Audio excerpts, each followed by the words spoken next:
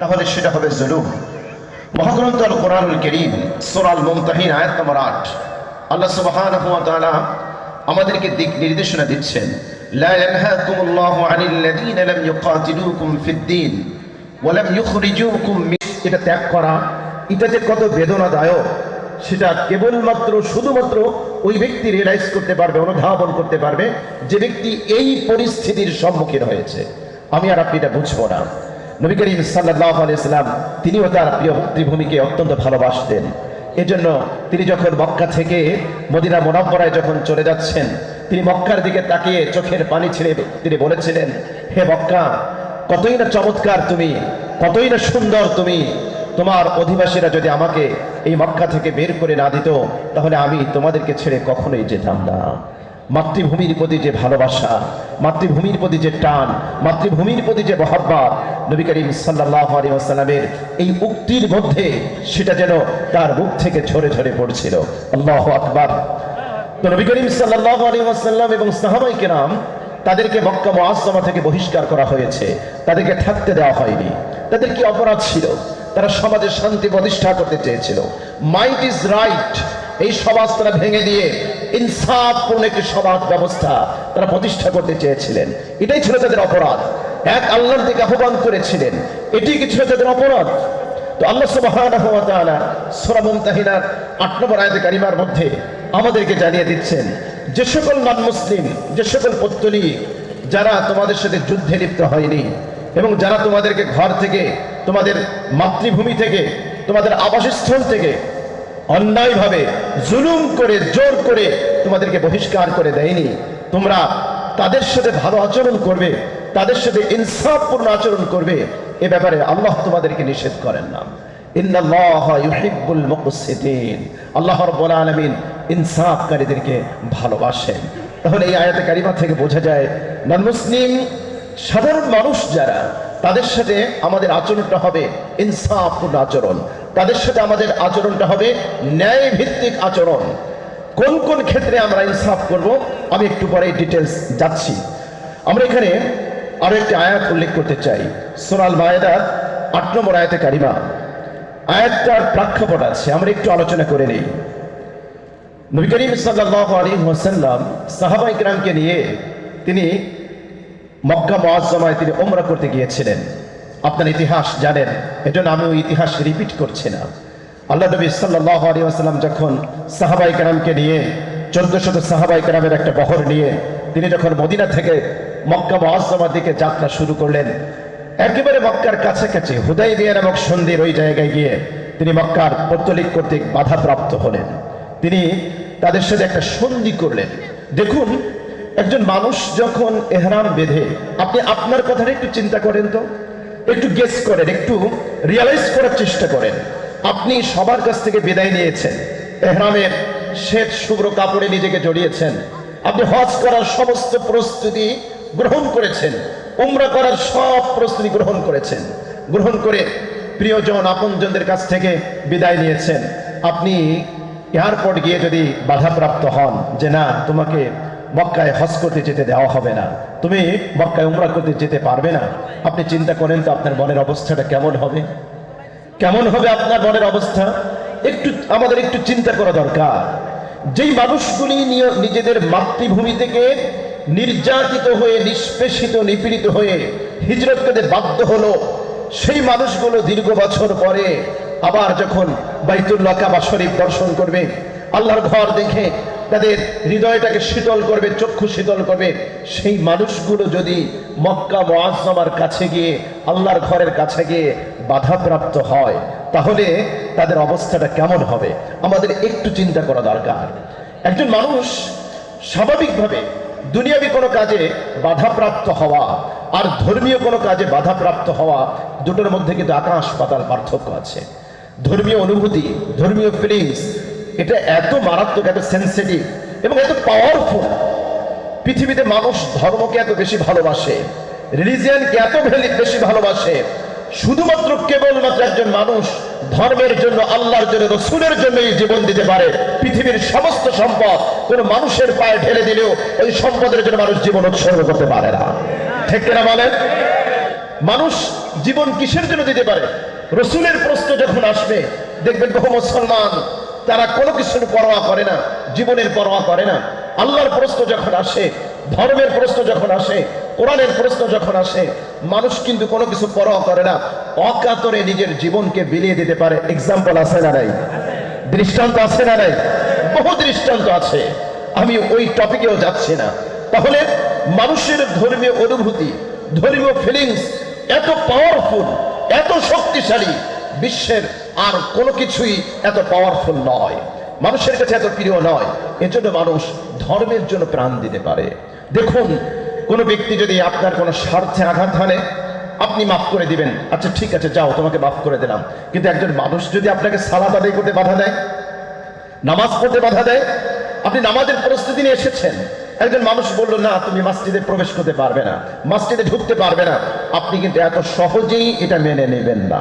ঠিক কিনা বলেন? কেন? সে আপনার ধর্মীয় অনুভূতিতে আঘাত দিয়েছে।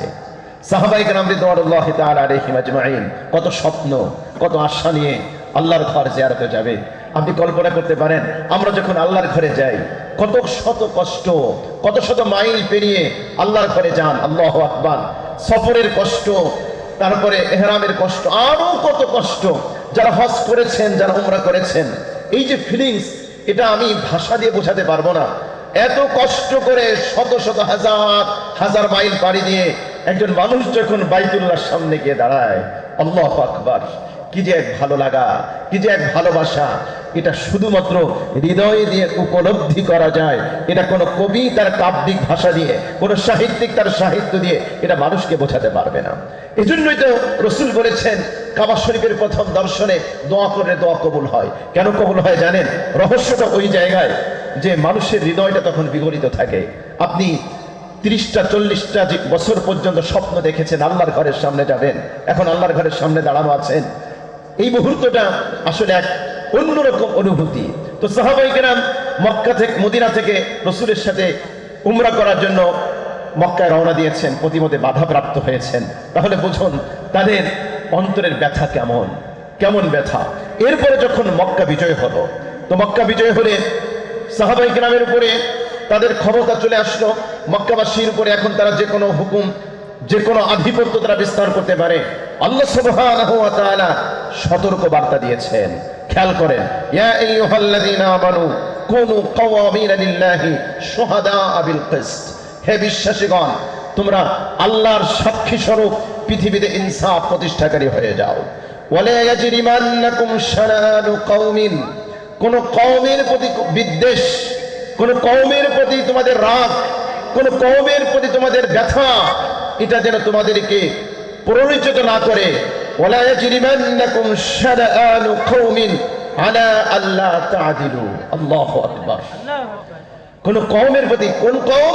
ওই যে হুদাইবিয়াতে তোমরা বাধাপ্রাপ্ত হয়েছিল, আল্লাহর ঘরে যেতে পারো নাই, মসজিদুল হারামে যেতে পারো নাই, কাবা শরীফ দর্শন করতে পারো নাই, তোমাদের অন্তরে যে ব্যথা আছে, এই ব্যথা এটা যেন ওই কওমের প্রতি বেইনসাফি করতে, ওই কওমের প্রতি ইনসাফ না করতে তোমাদের জন্য প্ররোচিত না করে। আল্লাহু আকবার, আল্লাহু আকবার।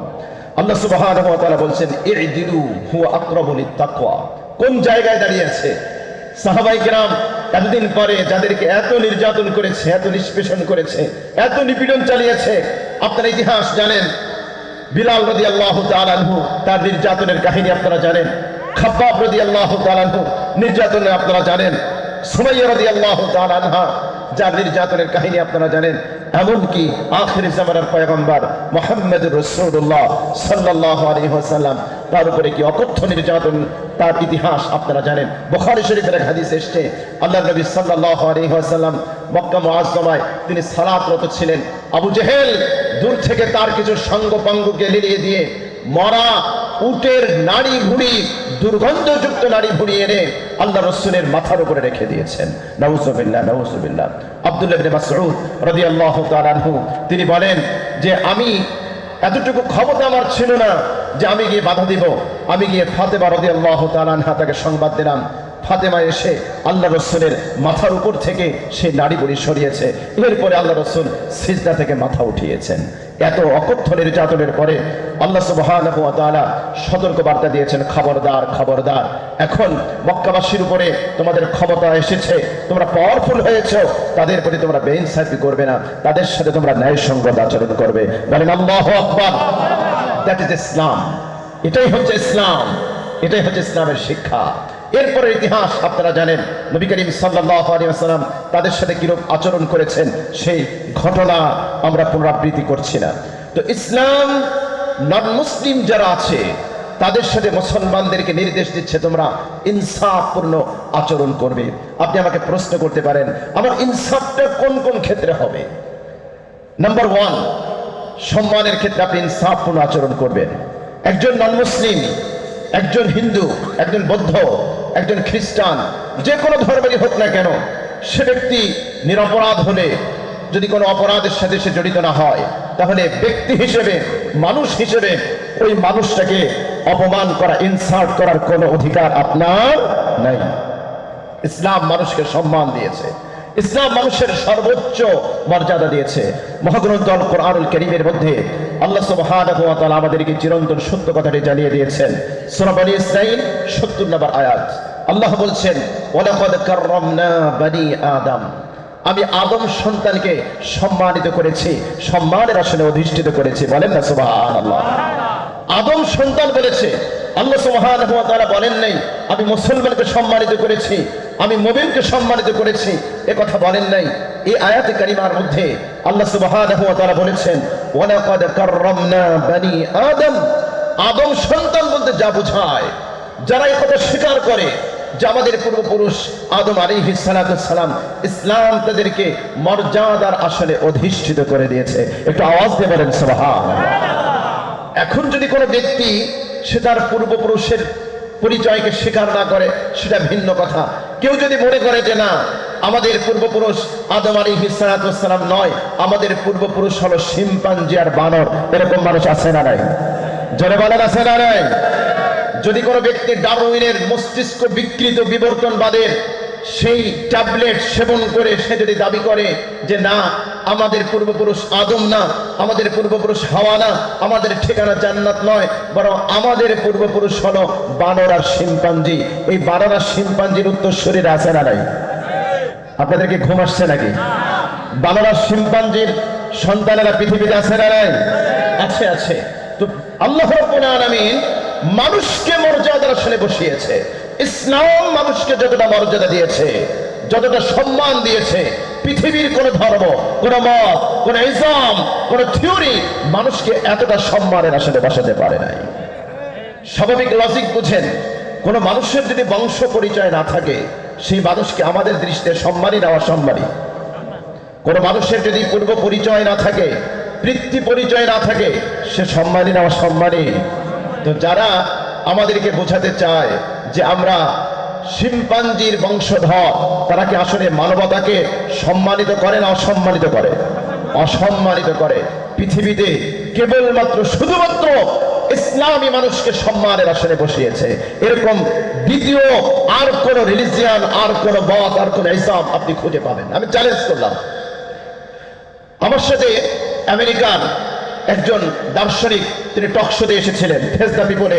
আমাদের ইয়াং জেনারেশন অনেকে দেখেছেন, বিবর্তনবাদ নিয়ে আমাদের একটা টকশো হয়েছিল।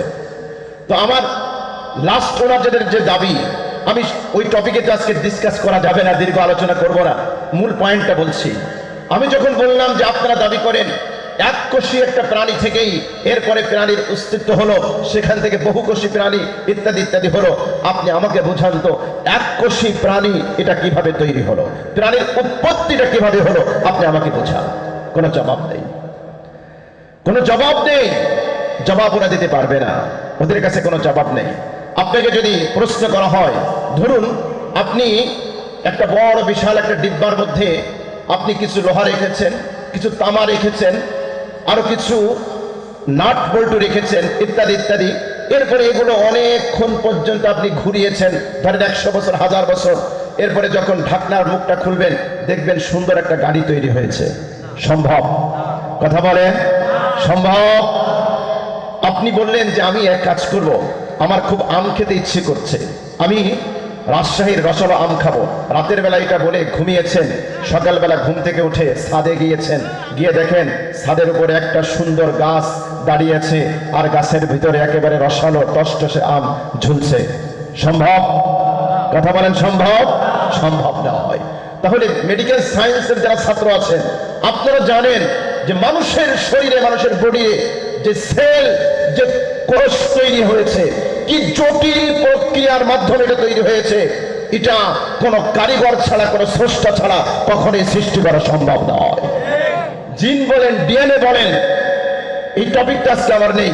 এগুলো যদি আপনি অ্যানালাইসিস করেন, আপনি স্বীকার করতে বাধ্য হবেন, স্বীকার করতেই হবে যে কোনো স্রষ্টা ছাড়া এত জটিল প্রক্রিয়ার মাধ্যমে কোনো প্রাণীকে সৃষ্টি করা কারো পক্ষে সম্ভব নয়। ঠিক কিনা বলেন? সুতরাং যারা ডারউইনবাদ আমাদেরকে গেলাতে চায়, ওরা মানুষকে মর্যাদা দিতে জানে না, ওরা মানবতাকে মর্যাদা দেয় না, বরং মানুষকে কলঙ্ক, মানুষকে অপমানিত আর অবমানিত করেই ছাড়ে। ঠিক কিনা বলেন? 2 নাম্বার, পৃথিবীতে কিছু মানুষ আছে যারা নিজেদের তৈরি জিনিসগুলোর প্রতি নিজেরা শ্রদ্ধা নিবেদন করে। এটাও মানবতার মর্যাদাকে বৃদ্ধি করে না, বরং মানবতার মর্যাদাকে আরো ভুলুণ্ঠিত করে। কেন? আল্লাহ রাব্বুল আলামিন আপনাকে আশরাফুল মাখলুকাত করে সৃষ্টি করেছেন। পৃথিবীতে যত জীব আছে, প্রত্যেকটা জীবের মধ্যে আল্লাহ পাক আপনাকে শ্রেষ্ঠ বানিয়েছেন, আপনাকে শ্রেষ্ঠত্বের মুকুট পরিয়ে দিয়েছেন। সুতরাং আপনি আপনার চেয়ে নিম্ন কোয়ালিটির, নিম্ন স্তরের কোন জিনিসের সামনে গিয়ে আপনি আপনার মস্তককে অবনমিত করতে পারেন না, আপনি আপনার মাথাকে অবনমিত করতে পারেন না, আপনি আপনার শ্রদ্ধা নিবেদন করতে পারেন না। এতে মানবতার মর্যাদা বৃদ্ধি পায় না, বরং মানবতার মর্যাদাকে আরো কি করা হয়? কমানো হয়। এজন্য আমি বলেছি, আল্লাহ সুবহানাহু ওয়া তাআলা মানুষ হিসেবে যে মর্যাদা রাসূল আমাদেরকে দিয়েছে, পৃথিবীর অন্য কোন জায়গায় আপনি এটা খুঁজে পাবেন না। সুতরাং একজন নন মুসলিম, তাকে দেখলেই যে আপনি ইনসাল্ট করবেন, অপমান করবেন, এই সুযোগ ইসলামে আপনার জন্য নেই। মহাগ্রন্থ কোরআনুল কারীম সূরা আনআম আয়াত নম্বর 108 আল্লাহ সুবহানাহু ওয়া তাআলা বলছেন, ওয়ালা তাসুবুল্লাযীনা দুউনা মিন দুনিল্লাহ, যারা আল্লাহ ছাড়া অন্য কোনো কিছুর ইবাদত করে, অন্য কোনো কিছুকে ডাকে, অন্য কোনো কিছুকে শ্রদ্ধা, চূড়ান্ত পর্যায়ের শ্রদ্ধা নিবেদন করে, খবরদার খবরদার, তোমরা তাদেরকে গালি দিও না। বলেন না সুবহানাল্লাহ, সুবহানাল্লাহ। এমন চমৎকার নীতি, এমন চমৎকার থিওরি আপনি ইসলাম ছাড়া কোথায় পাবেন? কোথায় পাবেন? আমরা দেখি অনেক জায়গায়, পৃথিবীর অনেক জায়গায় আছে, সেখানে জোর করে তাদের ধর্মীয় স্লোগান না দেওয়ার কারণে অনেক সময় মানুষকে হত্যা করা হয়। এক্সাম্পল আছে না নাই? দৃষ্টান্ত আছে না নাই? অবশ্যই আছে।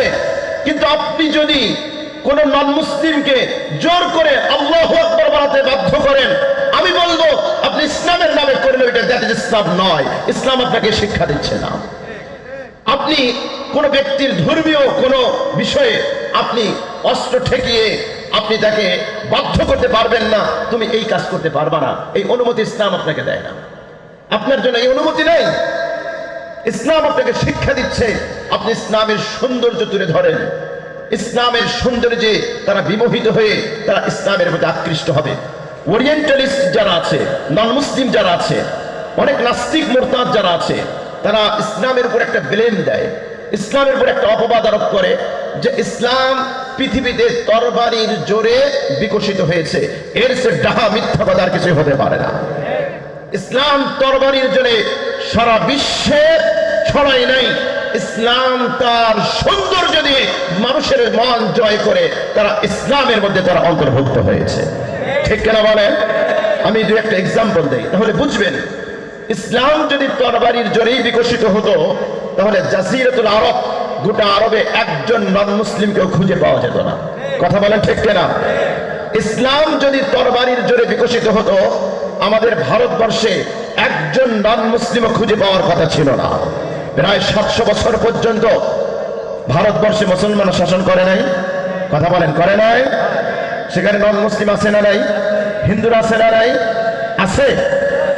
তাহলে ইসলাম যদি তরবারির জোরে বিকশিত হতো, যেই যেই জায়গায় ইসলামী শাসন কায়েম হয়েছে, ইসলামী খেলাফা কায়েম হয়েছে, ওই সকল রাষ্ট্রে একজন নন মুসলিমও থাকার কথা ছিল না। অথচ আমরা দেখি এমনও জায়গা আছে ইসলামী শাসন কায়েম হয়েছে, হাজার হাজার লক্ষ লক্ষ নন মুসলিম সেখানে আছে। তাহলে বোঝা গেল যারা দাবি করতে চায় যে তরবারির মাধ্যমেই ইসলাম বিকশিত হয়েছে, এর যে ডাহা মিথ্যা কথা আর হতে পারে না। ঠিক কিনা বলেন? তবে ইসলামের তরবারি আছে,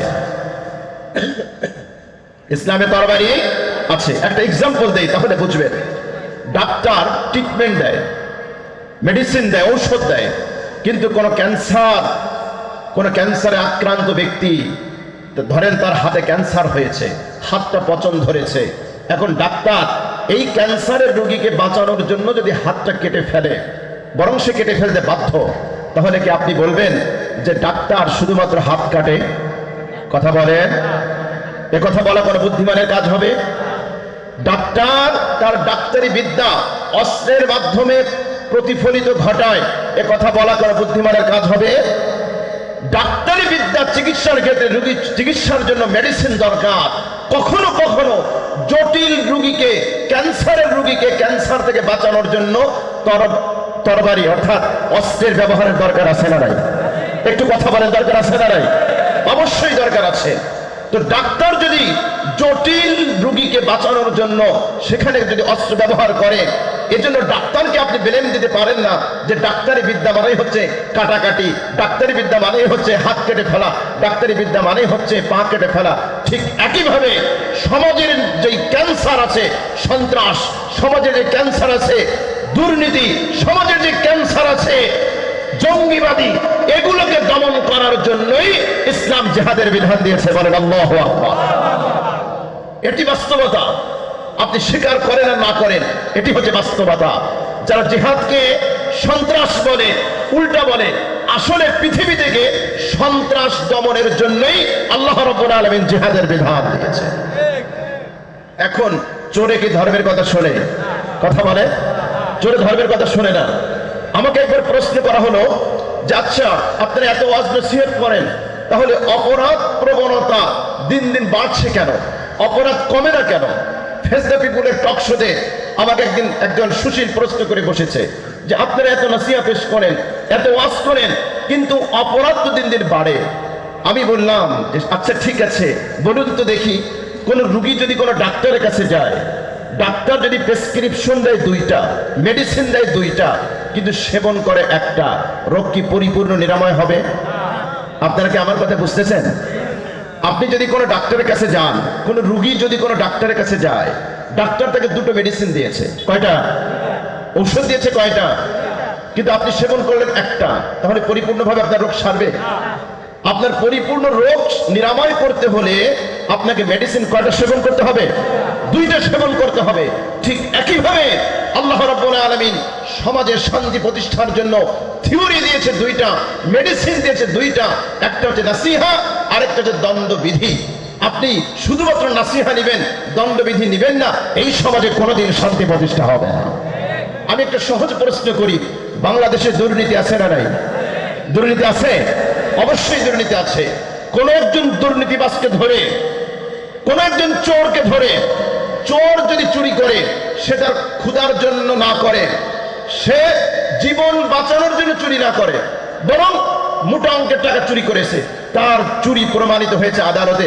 এখন জুমার দিন, জুমার নামাজের পরে বাইতুল মুকাররমের প্রধান ফটকে ওপেন আদালত কায়েম করে হাজার হাজার মিডিয়ার সামনে কোরআনের একটা আইন যদি বাস্তবায়ন করেন, একজন চোরকে ধরে তার হাত কেটে দেওয়া হয়, বাংলাদেশ থেকে চুরি দুর্নীতি কমবে না বাড়বে?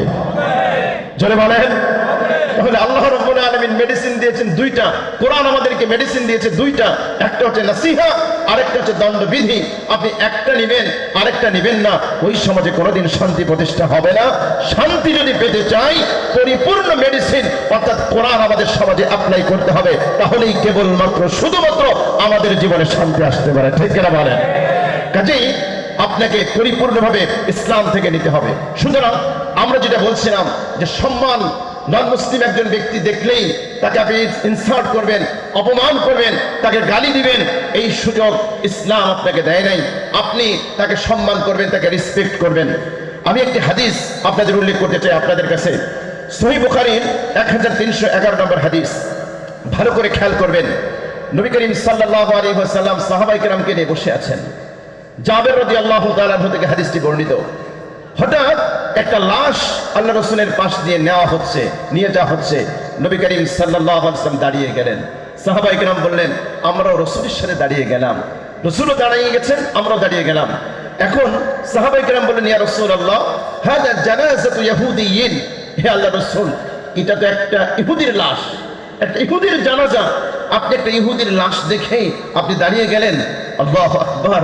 নবী করিম সাল্লাল্লাহু আলাইহি ওয়াসাল্লাম তিনি জবাব দিলেন, এমন একটা জবাব তিনি দিয়েছেন, আল্লাহু আকবার, স্বর্ণাক্ষর লিখে রাখার মতো।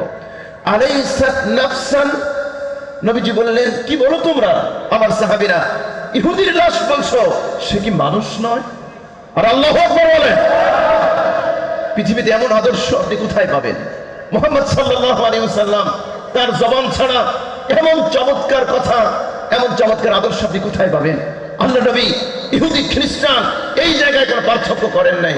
নবীজি বললেন, আলাইসাত নাফসান। আরে কি বলো, সে কি মানুষ নয়? সে তো মানুষ, সে তো আদম সন্তান।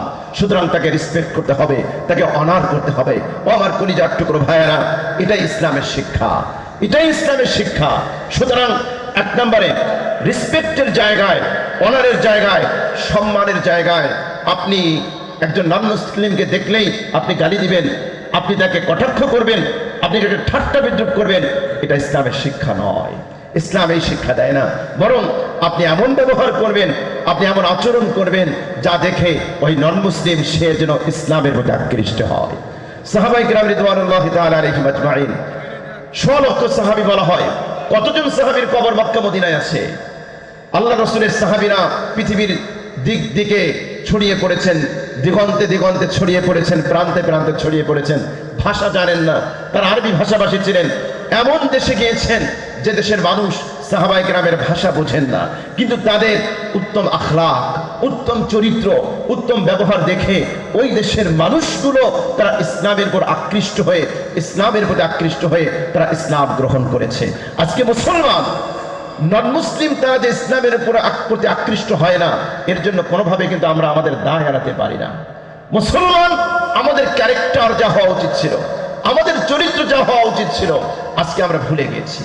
আজকে আমাদের চারিত্রিক ভালো দিকগুলো আমরা ভুলে গিয়েছি। রসুলের চরিত্রের ভালো দিক, রসুলের চরিত্রের দিকগুলো যেগুলো আমাদের জীবনে প্রতিফলিত হওয়া উচিত ছিল, আজকে সেগুলো আমরা ভুলে গিয়েছি। সাহাবায়ে কেরাম রিদওয়ানুল্লাহি তাআলা আলাইহিম আজমাইন তাদের চারিত্রিক যে কোয়ালিটি, যে বৈশিষ্ট্য, যে গুণাবলী ছিল, আজকে সেগুলো আমরা ভুলে গিয়েছি। যার কারণে নন মুসলিমরা আমাদের চরিত্র দেখে তারা আকৃষ্ট হচ্ছে না, বরং তারা আরো দূরে সরে যাচ্ছে। নাম্বার 1,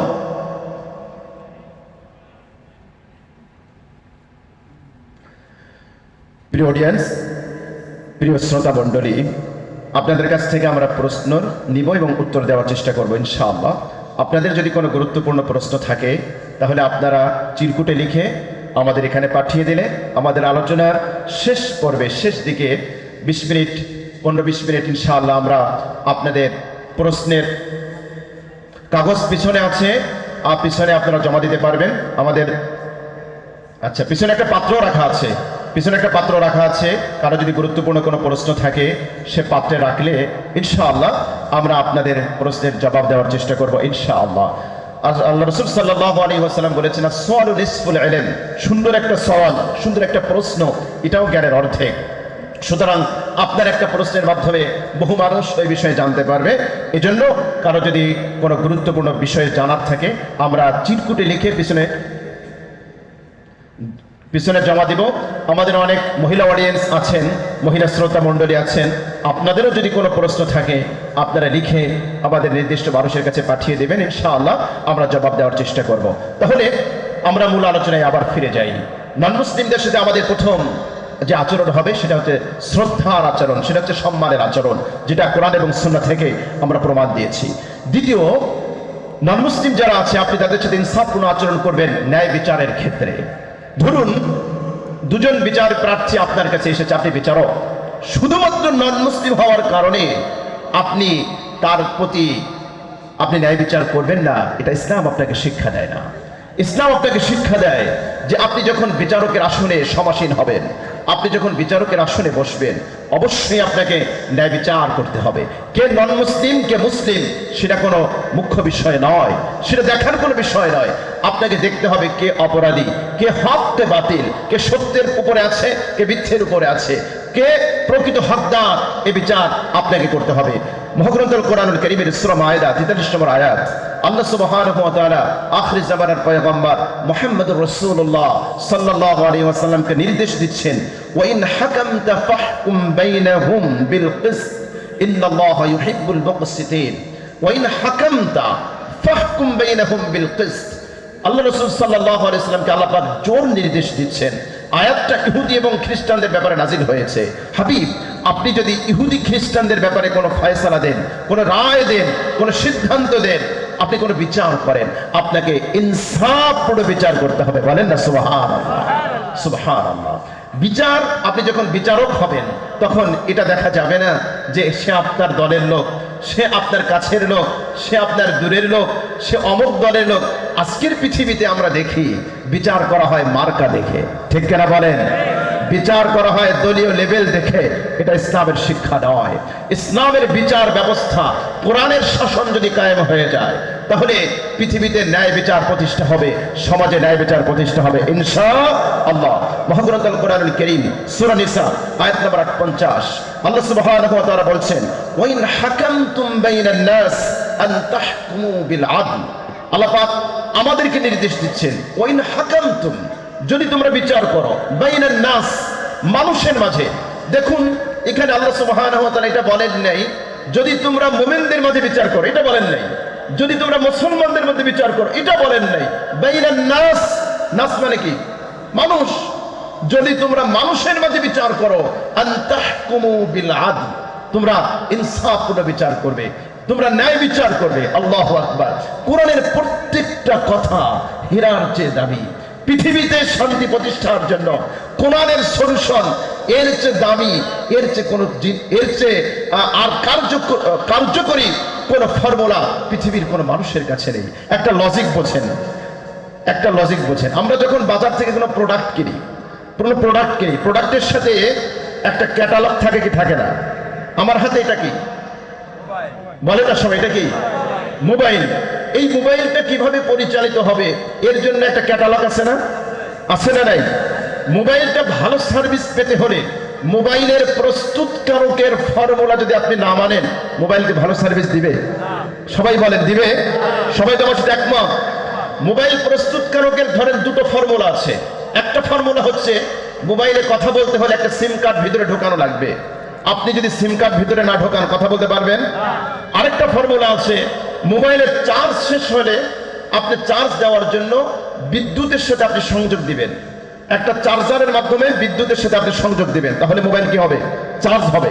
এখন কোন ব্যক্তি যদি বলে যে না, আমি মোবাইল চার্জ দেওয়ার জন্য আমি ইলেকট্রিসিটির সাথে সংযোগ দিব না, বরং আমি পানির সাথে সংযোগ দিব, মোবাইল চার্জ হবে? কথা বলেন, চার্জ হবে?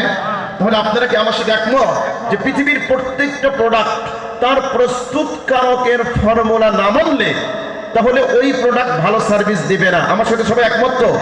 এ ব্যাপারে দ্বিমত পোষণ করার কোনো সুযোগ নাই। আমি জানি কোন বুদ্ধিমান, কোন বিবেকবান মানুষ এই ব্যাপারে দ্বিমত পোষণ করবে না যে কোন প্রোডাক্টের প্রস্তুতকারকের ফর্মুলা না মানলে ওই প্রোডাক্টটা ভালো সার্ভিস দিবে না। এটি হচ্ছে বাস্তব কথা। এবার আমি আপনাদের কাছে জিজ্ঞেস করি, আমার আলোচনা যদি বুঝে থাকেন তাহলে বলবেন মানুষের প্রস্তুতকারককে? মানুষ সৃষ্টি করেছেন কে? একটু জোরে বলেন না, মানুষ সৃষ্টি করেছেন কে? আল্লাহ। তাহলে মানুষ যদি প্রদত্ত ফর্মুলা, এটা মানার দরকার আছে তো? আছে না নেই? ওই ফর্মুলার নাম হচ্ছে আল কোরআন। ওই ফর্মুলার নাম কি? জোরে বলেন, ওই ফর্মুলার নাম কি? আল কোরআন। সুতরাং কোরআনের ফর্মুলা যদি সমাজে এস্টাবলিশড হয় তাহলে শুধুমাত্র মুসলমানরাই শান্তিতে থাকবে না, নন মুসলিমও তারা 100% শান্তিতে থাকবে ইনশাআল্লাহ। ইনশাআল্লাহ বলেন। সমাজে ন্যায় বিচারের অভাব আছে না নেই? আছে, আছে। কোরআনের শাসন যদি কায়েম হয়ে যায় তাহলে মুসলিম নন মুসলিম প্রত্যেকের জন্য ন্যায় বিচার নিশ্চিত হবে ইনশাআল্লাহ। ইনশাআল্লাহ বলেন। উদাহরণ দেই, কোরআন থেকে উদাহরণ দেই। মদিনার এক মুনাফিক, নাম হচ্ছে বিশির। কি নাম? বিশির।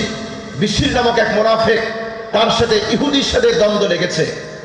এখন ইহুদি বলে বিচার নিয়ে যাব মুহাম্মদ সাল্লাল্লাহু আলাইহি ওয়াসাল্লামের কাছে, আর মুনাফিক বলে যে না, বিচার নিয়ে মুহাম্মদ সাল্লাল্লাহু আলাইহি ওয়াসাল্লামের কাছে যাব না, বিচার নিয়ে যাব ইহুদি লিডার কাব বিন আশরাফের কাছে। কার কাছে যাবে?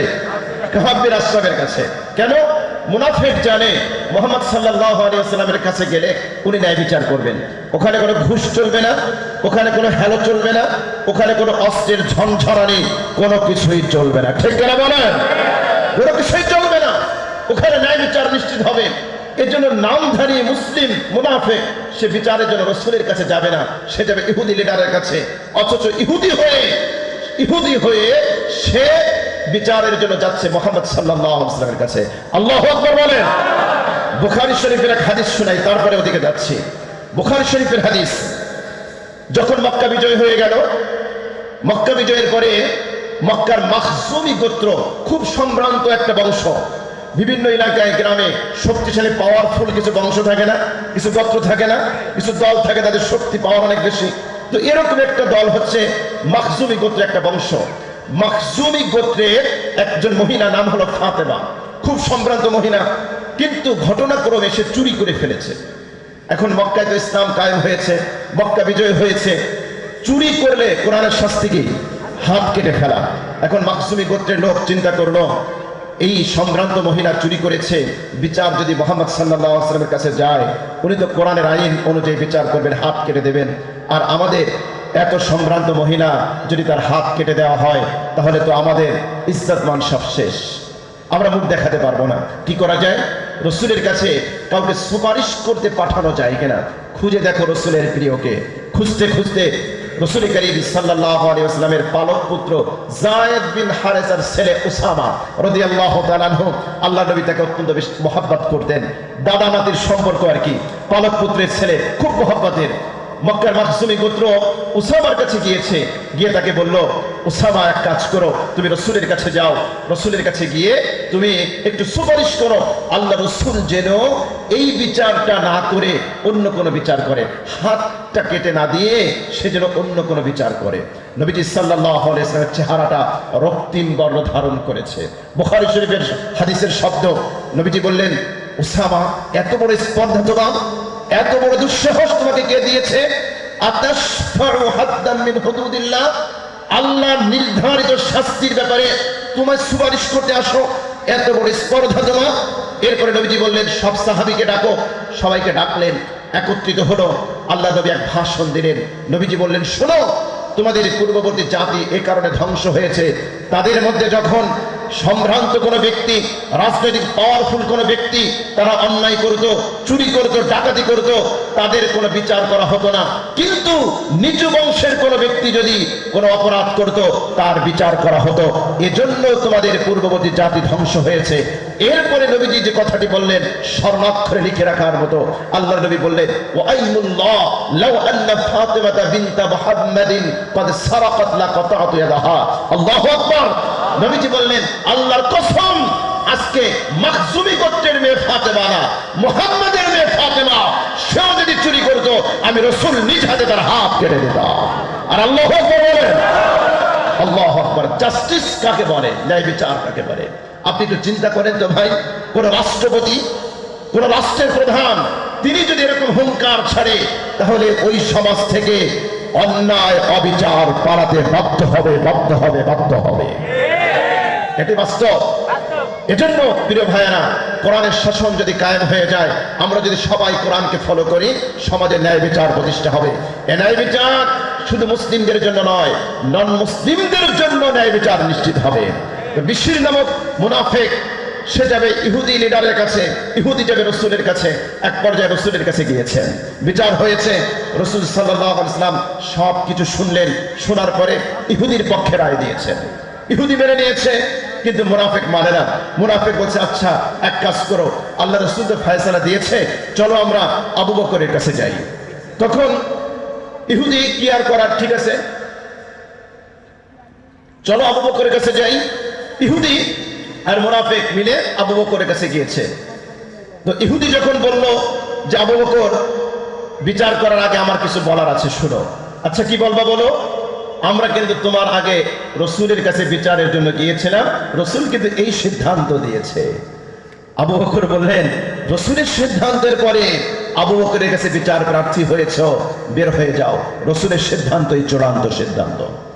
মুনাফিক মানে না, মুনাফিক চিন্তা করছে আবু বকর নরম দিলের মানুষ, তার দিলটা তো নরম, এক কাজ করি ওমরের কাছে যাই। ওমর যেহেতু ইহুদিদের ব্যাপারে খুব কঠোর, খুব রাগী, খুব কঠোর স্বভাবের অধিকারী, মনে হয় ওমর ইহুদির পক্ষে রায় দেবে না, আমার পক্ষে রায় দেবে। দুজন মিলে চলে গিয়েছে ওমরের বাড়িতে, গিয়ে দরজা নক করেছে, ওমর বাড়িতে আছে নাকি? হ্যাঁ, কি হয়েছে, কি খবর? বের হলো, সালাম বিনিময় হলো, কুশল বিনিময় হলো। এরপরে বলছে, আপনার কাছে বিচার প্রার্থী, বিচার নিয়ে এসেছি। ইহুদি বলে, ওমর আগে কিছু কথা আছে, শুনে নাও। কি কথা? তোমার কাছে আসার পূর্বে আমরা রসুলের কাছে গিয়েছিলাম, রসুল এই সিদ্ধান্ত দিয়েছে। আবু বকরের কাছে গিয়েছিলাম, আবু বকর এই সিদ্ধান্ত দিয়েছে, সুতরাং এরপরে তুমি বিচার করো। ওমর মুনাফিককে জিজ্ঞেস করেছে, ব্যাপারটা কি সত্য? ইহুদি যা বললো তাকে সত্য?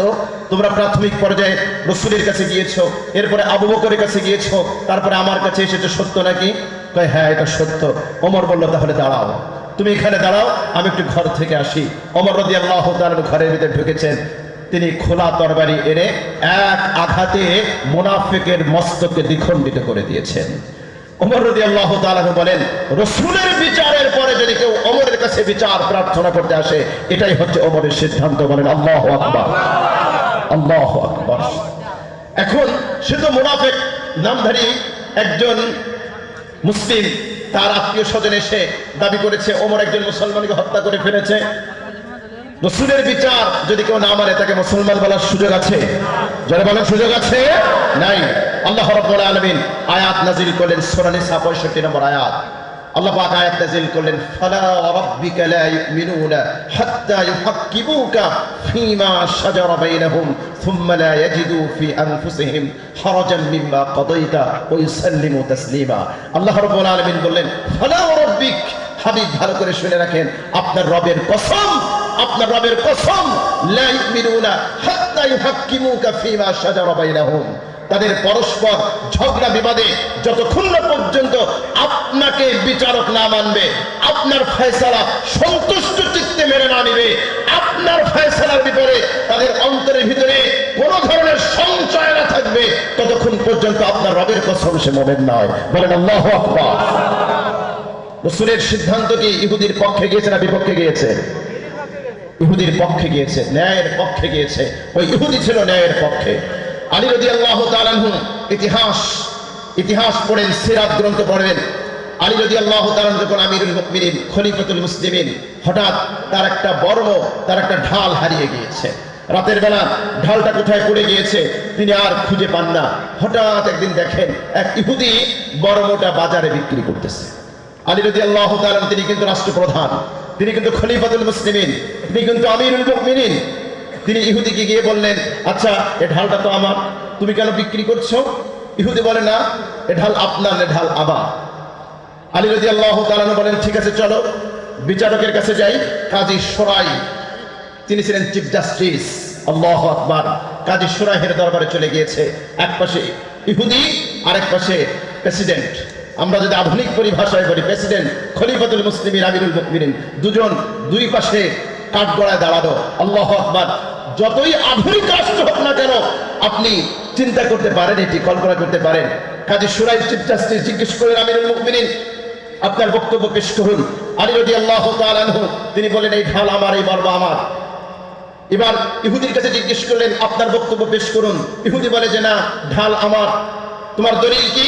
তখন ইহুদি বলে যে মূলনীতি হলো মালিকানা যার, মূলনীতি হলো যেই প্রোডাক্ট যেই ব্যক্তির আয়ত্তে থাকবে, অধীনে থাকবে, মালিকানা তার, যতক্ষণ না পর্যন্ত অপর পক্ষ এভিডেন্স পেশ করবে। সুতরাং দাবি পেশ করেছে আলী রাদিয়াল্লাহু তাআলা আনহু, আমিরুল মুমিনিন প্রেসিডেন্ট, তাকে এভিডেন্স পেশ করতে হবে। এবার কাজী শোরাই জিজ্ঞেস করলেন, আমিরুল মুমিনিন জনাব প্রেসিডেন্ট সাহেব, আপনার কাছে আপনার ঢালের সপক্ষে কোনো এভিডেন্স আছে কিনা, কোনো সাক্ষী আছে কিনা? আলী রাদিয়াল্লাহু তাআলা আনহু বলেন, হ্যাঁ সাক্ষী আছে, দুজন সাক্ষী। সাক্ষী পেশ করুন। কে কে সাক্ষী? সাক্ষীর পরিচয় কি? আলী রাদিয়াল্লাহু তাআলা আনহু বললেন, একজন হলো আমার ছেলে হাসান, আরেকজন হলো আমার আজাদকৃত গোলাম। তখন কাজী শোরাই বললেন, আমিরুল মুমিনিন, ইসলামী ল হলো এই, হুকুকের ক্ষেত্রে, অধিকারের ক্ষেত্রে পিতার পক্ষে সন্তানের সাক্ষী গ্রহণযোগ্য নয়, আর মালিকের পক্ষে গোলামের সাক্ষী গ্রহণযোগ্য নয়। সুতরাং অন্য কোন সাক্ষী তাকে আপনি পেশ করুন। আলী রাদিয়াল্লাহু তাআলা আনহু বললেন, অন্য কোন সাক্ষী তো নাই। কাজী শুরাই আমিরুল মুমিনিনকে এক কাঠগড়ায় দাঁড় করিয়ে ইহুদির পক্ষে রায় দিয়ে দিলেন, ইহুদি শোনো, এই ঢাল তোমার। জোরে বলেন সুবহানাল্লাহ।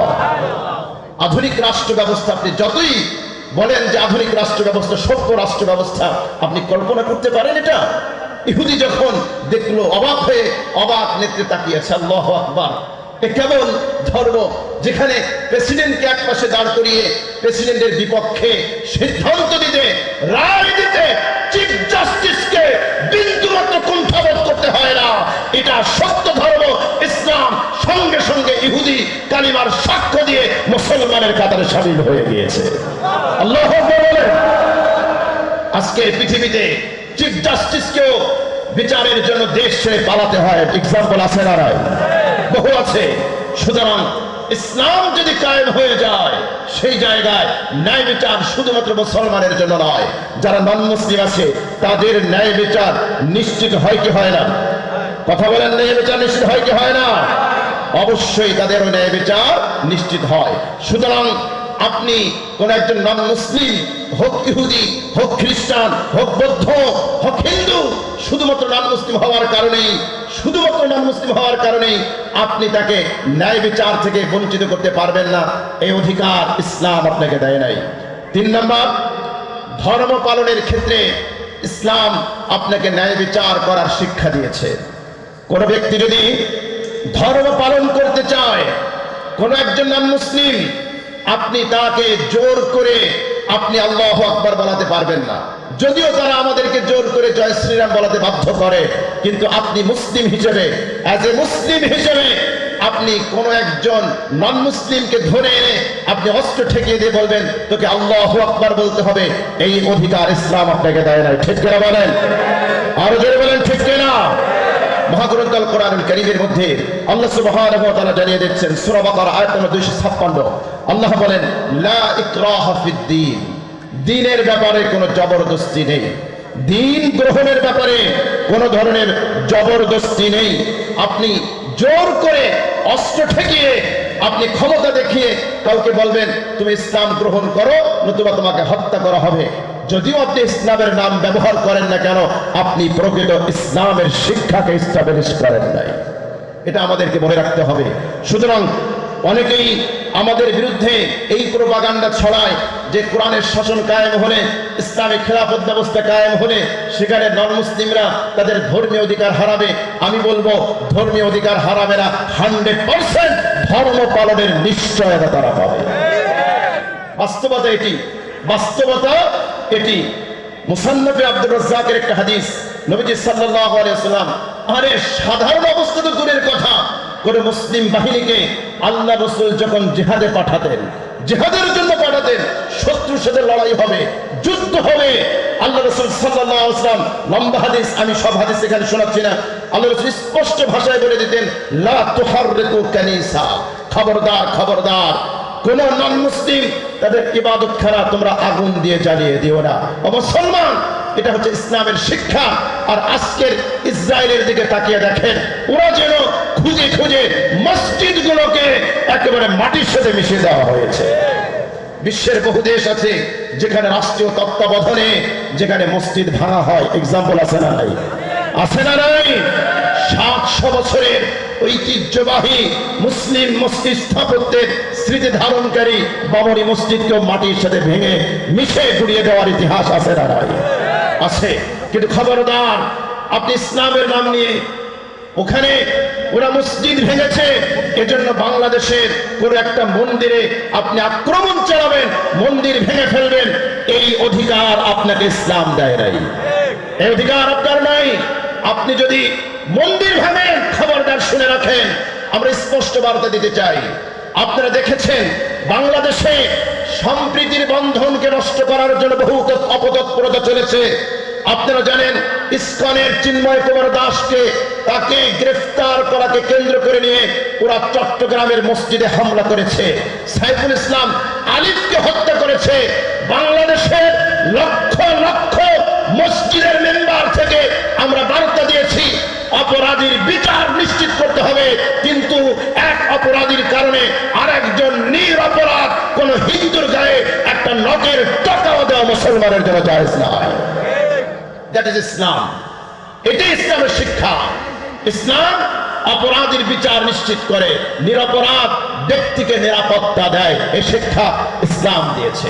সুতরাং ইসলাম আপনাকে বলে যে আপনি ধর্ম পালনের ক্ষেত্রে আপনাকে ইনসাফ করতে হবে। আপনি বলবেন যে মুসলমান তুমি তোমার ধর্ম পালন করবা, আর হিন্দুকে বলবেন তুমি তোমার ধর্ম পালন করতে পারবা না।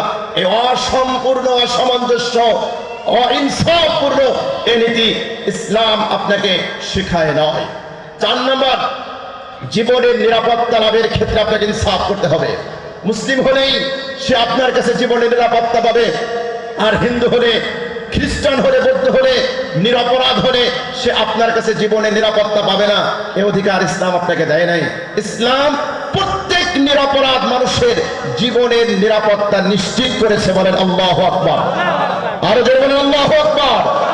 সূরা মাইদার 32 নম্বর আয়াত আল্লাহ সুবহানাহু ওয়া তাআলা বলেছেন, মান কাতালা নাফসান বিগাইরি নাফসিন আও ফাসাদিন ফিল আরদ ফাকান্নামা কাতালা আন-নাস জামিআ ওয়া মান আহইয়াহা ফাকান্নামা আহইয়া আন-নাস জামিআ। কত চমৎকার কথা। মানুষ তার জীবনের মূল্য আছে। ইসলাম মানুষের জীবনের মূল্য দিয়েছে, ভ্যালু দিয়েছে। আল্লাহু আকবার, আল্লাহু আকবার। কোন ব্যক্তি যদি কোন নিরপরাধ ব্যক্তিকে হত্যা করে, কোন ব্যক্তি যদি হত্যার মতো অপরাধ সংগঠিত না করে, সে যদি রাষ্ট্রদ্রোহিতার মতো অপরাধ না করে, সে যদি সন্ত্রাস না করে, নিরপরাধ কোন একজন ব্যক্তিকে হত্যা করা গোটা পৃথিবীর সমস্ত মানুষকে যেমন হত্যা করে দেওয়া। আল্লাহু আকবার। মানুষের জীবনের সম্মান, নিরাপত্তা ইসলাম দিয়েছে। এখানে আল্লাহ রাব্বুল আলামিন ভাগ করে দেন নাই। এখানে আল্লাহ পাক বলেন নাই যে ব্যক্তি মুমিনকে, নিরপরাধ মুমিনকে হত্যা করবে তার জন্য এই গুনাহ, যে ব্যক্তি নিরপরাধ মুসলিমকে হত্যা করবে আল্লাহ পাক এটা বলেন নাই। মান কাতালা নাফসান, নফস বলেছে। এই নফস বলতে যেমন মুসলিম বোঝায়, যেরকম মুমিন বোঝায়, ঠিক একইভাবে হিন্দু বোঝায়, একইভাবে খ্রিস্টানও বোঝায়, একইভাবে বৌদ্ধ বোঝায়। সুতরাং কোন নিরপরাধ ব্যক্তিকে যদি কোনো হত্যা করে কোন ব্যক্তি, তাহলে সে যেন গোটা মানব জাতিকে হত্যা করে দিল। আল্লাহু আকবার। কোন ব্যক্তি যদি কোন একজন ব্যক্তিকে উদ্ধার করে, ধরুন আপনি হেঁটে যাচ্ছেন, দেখলেন ছোট্ট একটা বাচ্চা নদীতে পড়ে, পানিতে পড়ে মারা যাচ্ছে, আগুনে পড়ে মারা যাচ্ছে, আপনি যদি ওই ব্যক্তির জীবনটা বাঁচান, কেমন যেন আপনি গোটা মানব জাতিকে আপনি রক্ষা করলেন। বলেন না সুবহানাল্লাহ। এখন তো আমাদের এমন একটা রোগ, এমন একটা ভাইরাসে আমরা আক্রান্ত হয়েছি, এখন বিপদগ্রস্ত মানুষকে আমরা বিপদ থেকে উদ্ধার না করে আমরা সেলফি, আমরা মোবাইলে ভিডিও, আমরা ছবি তোলা, ফেসবুকে শেয়ার দেওয়া আমরা ব্যস্ত হয়ে যাই। কথা বলে না। একজন মানুষ বিপদগ্রস্ত হচ্ছে, একজন মানুষ বিপদে আক্রান্ত হচ্ছে, এমনও দৃশ্য আমাদেরকে দেখতে হয়। রাস্তায় অ্যাক্সিডেন্ট করে পড়ে আছে, রক্তক্ষরণ হচ্ছে, রক্ত ঝরছে শরীর থেকে, মানুষটাকে হসপিটালে না নিয়ে আমরা মোবাইলে ভিডিও করা শুরু করি। আচ্ছা, এক্সাম্পল, আজকে মানবতা কোথায়? মানবতা ইসলাম শিক্ষা দিয়েছে। আপনি যদি আমাকে প্রশ্ন করেন যে হুজুর বুঝলাম তো, এখানে তো স্পেসিফিক ভাবে আল্লাহ পাক নন মুসলিমদের কথা বলেন নাই, ব্যাপকভাবে বলেছেন। আমি বলবো আখিরি জামানার নবী মুহাম্মদ রাসূলুল্লাহ সাল্লাল্লাহু আলাইহি ওয়াসাল্লাম সুস্পষ্ট বক্তব্য দিয়েছেন। বুখারী শরীফের 31-66 নম্বর হাদিস, আল্লাহ নবী সাল্লাল্লাহু আলাইহি ওয়াসাল্লাম বলেছেন, মান কাতালা মুআহাদান লাম ইউরিহ রাইহাতাল জান্নাহ ওয়া ইন্না রিহাহা ইউজাদু মিন মাসিরাতি 40 আমা। আল্লাহ নবী বলেছেন, মান কাতালা মুআহাদা, মুআহাদা শব্দের অর্থ হলো জিম্মি। জিম্মি আপনারা বুঝবেন না, আমরা আধুনিক পরিভাষা ব্যবহার করছি। সংখ্যাগরিষ্ঠ মুসলিম রাষ্ট্রের অমুসলিম নাগরিক, এটা হলো মুআহাদার আধুনিক অর্থ। মান কাতালা মুআহাদা, তাহলে আধুনিক তরজমা হবে কি? কোন ব্যক্তি সংখ্যাগরিষ্ঠ রাষ্ট্রে বসবাস করে, মুসলিম, সে যদি কোন নিরপরাধ অমুসলিমকে হত্যা করে, হোক সে হিন্দু, হোক সে খ্রিস্টান, হোক সে বৌদ্ধ, হোক সে অগ্নিপূজক, যে কেউ হোক না কেন, কোন সংখ্যাগরিষ্ঠ মুসলিম রাষ্ট্রের অধিকারী, মুসলিম রাষ্ট্রে বসবাসকারী, সে যদি সংখ্যালঘু নন মুসলিমকে হত্যা করে, নবীজি বলেন সে জান্নাতে যাওয়া তো দূরের কথা, জান্নাতের সুঘ্রাণও পাবে না, যদিও 40 বছরের দূরত্ব থেকে জান্নাতের সুঘ্রাণ পাওয়া যায়। বলেন আল্লাহু আকবার। আমি আপনাদেরকে জিজ্ঞেস করতে চাই, এ হলো ইসলামের শিক্ষা, এ হলো নন মুসলিম জীবনের সেফটি। কোন সংখ্যাগরিষ্ঠ মুসলিম রাষ্ট্রে যদি নন মুসলিম বসবাস করে, এ হলো ইসলামের সেফটি, ইসলামের নিরাপত্তা। আজকে আপনি ইসলামের বাণীগুলো দেখেন, ইসলামের নিরাপত্তা ব্যবস্থাগুলো দেখেন, ইসলামের সেফটিগুলো দেখেন, আর বিশ্বের যেই রাষ্ট্রগুলোতে মুসলমানরা সংখ্যালঘু, আপনি সেই জায়গায় মুসলমানের কি অবস্থা আপনি একটু দেখেন, আপনি কম্পেয়ার করেন, তাহলে আপনি বুঝতে পারবেন যে ইসলাম কত উদার, ইসলামের শিক্ষা কত চমৎকার, ইসলাম আমাদেরকে কত চমৎকার শিক্ষা দিয়েছে। আল্লাহু আকবার। তাহলে ইসলামী রাষ্ট্রে নন মুসলিমের জীবনের নিরাপত্তা আছে না নাই? আওয়াজ দিয়ে বলেন আছে না নাই? সম্পদের নিরাপত্তার ক্ষেত্রে আপনাকে ইনসাফ করতে হবে। মুসলমানের সম্পদ আপনার কাছে নিরাপদ। আপনি হিন্দুর জমি লুণ্ঠন করবেন, হিন্দুর বাড়ি লুণ্ঠন করবেন, খ্রিস্টানের বাড়ি লুণ্ঠন করবেন, জমি দখল করবেন, এই অধিকার ইসলাম আপনাকে দেয় নাই। ঠিক না বলেন? টকশোতে একবার টকশো হলো হিন্দুদের যারা সংখ্যালঘু আছে তাদের অধিকার নিয়ে। তো আমাকে একজন প্রশ্ন করলেন যে আপনারা সংখ্যালঘু নির্যাতন করেন। আমি যখন পাল্টা চ্যালেঞ্জ করলাম, পত্রিকার কাটিং পেশ করলাম, যুবক ছেলেরা দেখেছো, ফেসবুকে পড়ে ঐতিহাসিক টকশো ছিল এটি। আমি প্রশ্ন করেছিলাম, নন মুসলিম যারা, বিশেষ করে যারা হিন্দু, তাদের জমি, তাদের বাড়িঘর কারা দখল করেছে তদন্ত করা হোক। একজন উলামায়ে কেরামের নামও ওখানে পাওয়া যাবে না, একজন আপনি পাবেন না, খুঁজে দেখেন। আমি চ্যালেঞ্জ করে গেলাম আজকে আপনাদের, হক্কানি উলামায়ে কেরাম একজন পাবেন না। কারা দখল করেছে তাদের পরিচয় যদি পেশ করতে চান, তাহলে আপনি একটু তদন্ত করে দেখেন। কেন? মুসলমান দূরের কথা, আলেম তো পরের কথা, একজন সাধারণ মুসলমানও নন মুসলিমের কোনো কিছু জবরদখল করতে পারে না। কেন পারে না? আল্লাহ রাসূল এত কঠোর বার্তা দিয়েছেন। আল্লাহু আকবার। অন্য জায়গায় এত কঠোর বার্তা দেন নাই। চলুন আমরা একটু কোরআনে যাই। কোরআন বলছে সূরা বাকারা আয়াত নম্বর 188, আল্লাহ বলছেন, ওয়ালা তাকুলু আমওয়ালাকুম বাইনাকুম বিল বাতিল। খবরদার, খবরদার, তোমরা একজনের সম্পদ আরেকজন অন্যায়ভাবে ভক্ষণ করবে না, গ্রাস করবে না। এখন আলেম কি আয়াত জানে নাকি জানে না? কথা বলেন। অন্যের জমি জবর দখল করা ন্যায় না অন্যায়? আর একটু কথা বলেন না, ন্যায় না অন্যায়? খ্রিস্টানের জমি দখল করে ন্যায় না অন্যায়? হিন্দুর জমি, হিন্দুর বাড়িঘর, হিন্দুর দোকানের সম্পদ সব অন্যায়। এজন্য কোনো মুসলমান অন্যায় ভাবে কারো সম্পদ নিতে পারে না। আরো স্পেসিফিক ভাবে আল্লাহর নবী মুহাম্মদ রাসূলুল্লাহ সাল্লাল্লাহু আলাইহি ওয়াসাল্লাম কঠোর বার্তা দিয়েছেন। আবু দাউদ শরীফের 3052 নম্বর হাদিস, 3052 নম্বর হাদিস হৃদয়ে একটু গেঁথে নেবেন। আল্লাহ রাসূল কি বলেছেন? আলা মান যালামা মুআহাদা। ওহে জেনে রাখো, যে ব্যক্তি সংখ্যাগরিষ্ঠ মুসলিম রাষ্ট্রের কোন সংখ্যালঘু নন মুসলিমের উপর নির্যাতন করে, সাবধান। আলা শব্দটা সাবধান অর্থে ব্যবহার হয়। আলা মান যালামা, যে ব্যক্তি অত্যাচার করবে, জুলুম করবে, মুআহাদান, সংখ্যাগরিষ্ঠ মুসলিম রাষ্ট্রের সংখ্যালঘু নন মুসলিমদের উপরে। আলা মান যালামা মুআহাদা আবিন তাকাসা, অথবা তার কোনো অধিকার ছিনিয়ে নিবে, আও কাল্লাফাহু ফাওকা তাকাতি, অথবা তার সাধ্যের বাইরের কোনো কাজ তার উপরে চাপিয়ে দিবে, আও আখাযা শাইআন বিগাইরি তিবি নাফসিন, অথবা তার সন্তুষ্ট ছাড়াই তার কোনো জিনিস ছিনিয়ে নিয়েছে। নবীজি বললেন, ফাআনা হাজিজুহু ইয়াওমাল কিয়ামা, কিয়ামতের দিবসে আমি মুসলমানের বিপক্ষে নন মুসলিমের পক্ষে আল্লাহর আদালতে মামলা ঠুকে দেব। জোরে বলেন আল্লাহু আকবার। আর একটু জোরে বলেন আল্লাহু আকবার। এ হলো ইসলামের শিক্ষা, এ হলো নবীর শিক্ষা। আমি আপনাদেরকে জিজ্ঞেস করতে চাই, এত চমৎকার শিক্ষা পৃথিবীর কোথায় আপনি পাবেন? কোথায় পাবেন? আমাকে একটু বলেন, আমাকে বলেন। ইসলাম যদি কায়েম হয়ে যায়, কোরআনের শাসন যদি কায়েম হয়ে যায়, এই আদর্শই সমাজে এস্টাবলিশড হবে। কোন একজন নন মুসলিমের উপরে অত্যাচার করা যাবে না, কোন নন মুসলিম সংখ্যালঘু তার সম্পদ ছিনিয়ে নেওয়া যাবে না, কোন একজন নন মুসলিম সংখ্যালঘু তার অমতে জোর করে কোন পেশা এটা চাপিয়ে দেওয়া যাবে না। তাহলে আল্লাহ রাসূল আপনার বিরুদ্ধে কিয়ামতের দিবসে আল্লাহর আদালতে মামলা ঠুকে দিবেন। আল্লাহু আকবার। কত বড় কথা। আজকের পৃথিবীতে আমি একটু আপনাদের কাছে জানতে চাই, যদি আপনাদের কাছে কোনো এভিডেন্স থাকে, কোনো এভিডেন্স যদি থাকে, একমাত্র শুধুমাত্র কেবলমাত্র আখির জামানার পয়গম্বর ছাড়া নন মুসলিমের অধিকার রক্ষার ক্ষেত্রে এরকম কোনো কথা কেউ বলেছে, আপনি পারলে আমাকে দেখান, আমাকে দেখান। ওরিয়েন্টালিস্ট যারা আছে, ইসলাম বিদ্বেষী যারা আছে, ইসলামের বিরুদ্ধে যারা বিশুদ্ধার করে, যারা ইসলামোফোবিয়া ছড়ায়, এই হাদিসগুলো জীবনে তারা মানুষের কাছে বলবে না, এই আয়াতগুলো বলবে না। তারা শুধু শেখাবে কোরআনের শাসন কায়েম হলে নন মুসলিমরা থাকতে পারবে না, তাদেরকে হত্যা করা হবে, তাদের মন্দির ভাঙা হবে, তাদের ধর্মীয় অধিকার ক্ষুণ্ণ করা হবে। আমি যে এতক্ষণ পর্যন্ত এভিডেন্স দিলাম, ইসলামের কোথাও আছে নন মুসলিম যারা আছে তাদের মন্দির ভাঙা? বলেন আছে?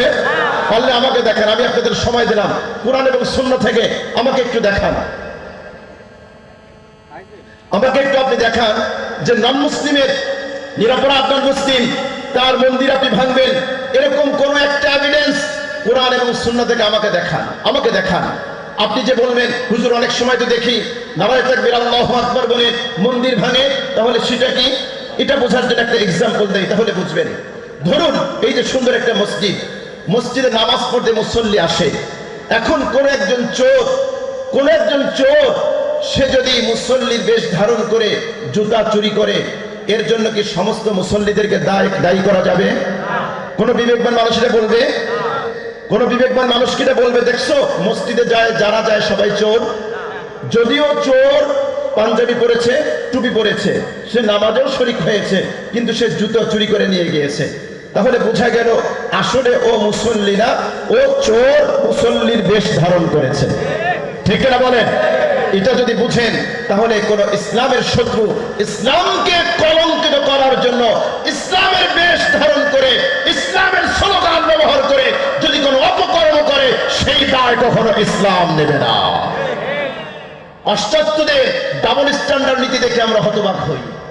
আপনারা জানেন নিউজিল্যান্ডের ক্রাইস্ট চার্চে মুসলমানদের উপর হামলা হয়েছে নাকি হয় নাই? জুমার সালাত আদায়ের মতো বহু মুসলমানকে একজন সন্ত্রাসী গুলি করে হত্যা করেছে।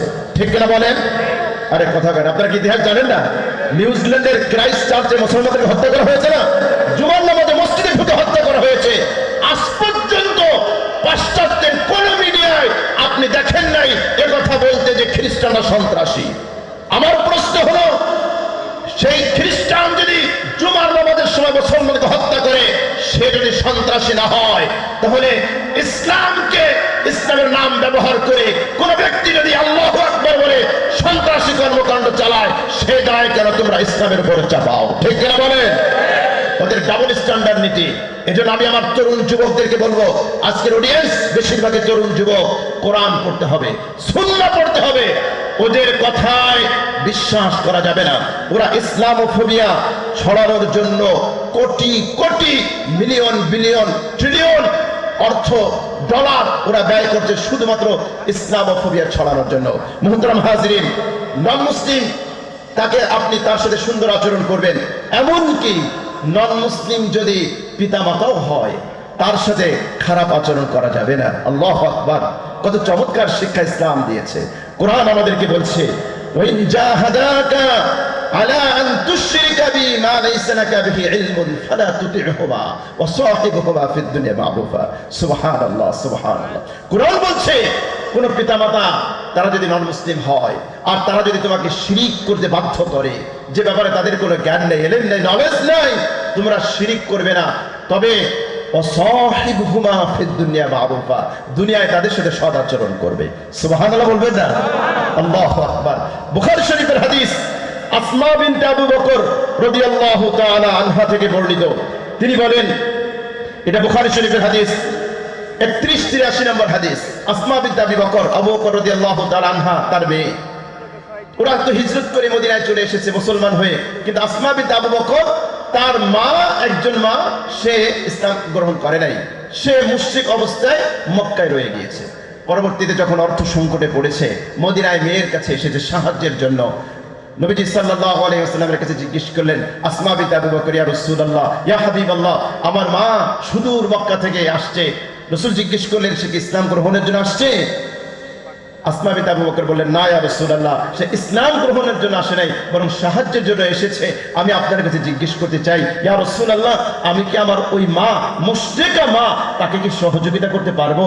আল্লাহর নবী সাল্লাল্লাহু আলাইহি ওয়াসাল্লাম বলেন, কেন নয়, অবশ্যই তুমি তোমার মাকে সহযোগিতা করো। বলেন না সুবহানাল্লাহ, সুবহানাল্লাহ। তাহলে একজন মা মুশরিক, একজন বাবা মুশরিক, তাহলেও তার সাথে আপনাকে ভালো আচরণ করতে হবে। নন মুসলিম যদি অমুসলিম প্রতিবেশী হয়, কোন প্রতিবেশী যদি সে নন মুসলিম হয়, তাহলেও আপনি প্রতিবেশী হিসেবে তার সাথে আপনাকে ভালো আচরণ করতে হবে। শুধুমাত্র নন মুসলিম এজন্য আপনি তার সাথে খারাপ আচরণ করবেন, এরকম কোনো সুযোগ আপনার জন্য নেই। বুখারী মুসলিমের হাদিসের মধ্যে এসেছে, আব্দুল্লাহ ইবনে আমর ইবনে আস রাদিয়াল্লাহু তাআলা আনহু, তিনি তার বাসায় একবার ছাগল জবাই দিয়েছেন, বকরি জবাই দিয়েছেন। তিনি যখন খেতে বসেছেন, গোশত খাবেন, মুখে দিবেন, তার আগে জিজ্ঞেস করেছেন, আচ্ছা বলো তো দেখি, আমাদের যে প্রতিবেশী আছে ইহুদি, তোমরা কি এই বকরির গোশত সেই ইহুদিকে হাদিয়ে পাঠিয়েছো? একটু জোরে বলেন আল্লাহু আকবার, আল্লাহু আকবার। এই প্রতিবেশী যে ইহুদি আছে, বলো তো দেখি, তাকে তুমি একটু হাদিয়া কি পাঠিয়েছো, উপঢৌকন পাঠিয়েছো? একবার নয়, দুইবার নয়, তিনবার তিনি জিজ্ঞেস করেছেন। সুবহানাল্লাহ, সুবহানাল্লাহ। এজন্য আপনার কোন নন মুসলিম, কোন প্রতিবেশী যদি নন মুসলিম হয়, তার সাথেও আপনাকে ইনসাফপূর্ণ আচরণ করতে হবে। তবে কিছু কিছু ক্ষেত্রে আপনাকে রেস্ট্রিকশন আছে, সেটা আপনাকে মানতে হবে। নন মুসলিমের এতক্ষণ পর্যন্ত শুনলেন, তাদের সাথে আপনাকে ভালো আচরণ করতে হবে।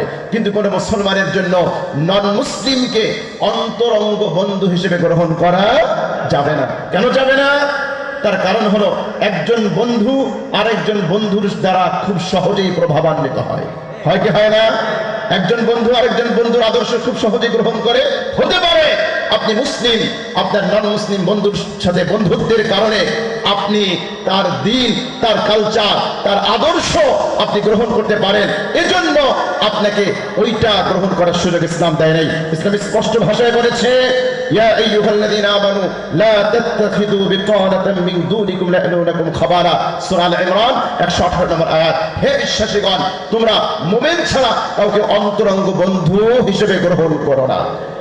9 নম্বর, 10 নম্বর, আমরা জানি অনেক সময় কিছু সুশীল আছে যারা ইসলামকে ঘায়েল করার জন্য, ইসলামী দায়ীদেরকে ঘায়েল করার জন্য কান খাড়া করে বসে থাকে। ভালো করে মাসলাটা জেনে নেন।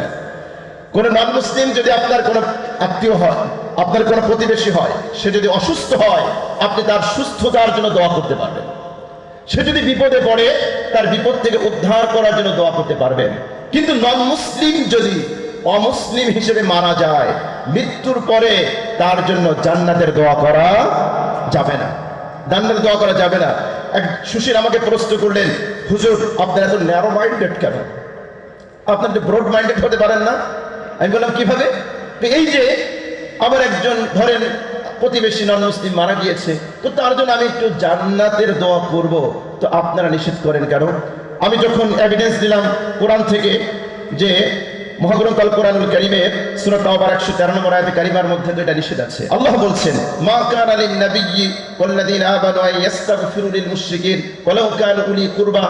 কোন নবী এবং কোন মুমিনের জন্য কোন মুশরিকের মৃত্যুর পরে তার জন্য নাজাতের দোয়া করা, এটা জায়েজ নেই, যদিও সে নিকটাত্মীয় হয়। আমি কোরআন থেকে বললাম, না না ঠিক আছে, তারপরেও একটু ব্রড মাইন্ডেড হওয়া দরকার। আমি বললাম, আচ্ছা কিভাবে? তোদের জন্য জান্নাতে একটু দোয়া করবো, সমস্যা কোথায়? আমি বললাম, সে কি জান্নাতে বিশ্বাস করে? কথা বলেন। কোন নন মুসলিম যে অমুসলিম হিসেবে মারা গিয়েছে, সে কি আপনার জান্নাতে বিশ্বাস করে? আপনার আল্লাহর ব্যাপারে যে কনসেপ্ট, সেই কনসেপ্টে বিশ্বাস করে? তাহলে এত আগলা পীড়িত কেন আপনার? ও যদি আপনার জান্নাতে বিশ্বাস করতো, ও যদি হিসাব নিকাশে বিশ্বাস করতো, তাহলে শুধু ইসলাম গ্রহণ করতো। ঠিক কিনা বলেন? এজন্য আমরা বলি, উদারতা ভালো, তবে উদারতার নামে দেউলিয়া করা তো ভালো নয়। কথা কি বুঝেন নাই? কাজেই নন মুসলিমের মৃত্যুর পরে তার জন্য দোয়া করা যাবে না। কোন অমুসলিমকে আপনি সহযোগিতা করতে পারবেন, সে বিপদে পড়েছে, আপনার কাছে সাহায্য চেয়েছে, আপনি সহযোগিতা করতে পারবেন। কোন নন মুসলিম অসুস্থ, চিকিৎসা করতে পারে না, আপনি সহযোগিতা করতে পারবেন। কিন্তু সে যদি এসে বলে, এই আমাদের দুর্গা পূজা হচ্ছে, দোস্ত দুর্গা পূজায় কিছু সহযোগিতা করো, কোন মুসলমানের জন্য দুর্গা পূজায় সহযোগিতা করা জায়েজ নেই। কথা কি বুঝে আসছে? দলিল সূরা মায়েদার মধ্যে আল্লাহ পাক বলেছেন, তাআওয়ানু আলাল বিররি ওয়াত তাকওয়া ওয়া লা তাআওয়ানু আলাল ইসমি ওয়াল উদওয়ান। তোমরা নেকি এবং কল্যাণের কাজে একে অপরকে সহযোগিতা করো, তবে গুনাহ এবং সীমালঙ্ঘনের কাজে একে অপরকে সহযোগিতা করা যাবে। মূর্তি পূজা ইসলামের দৃষ্টিতে সওয়াব না গুনাহ? জোরে বলেন, ছোট গুনাহ না বড় গুনাহ? তাহলে গুনাহের কাজে সহযোগিতা করতে নিষেধ করেছেন কে? জোরে বলেন কে? আল্লাহ।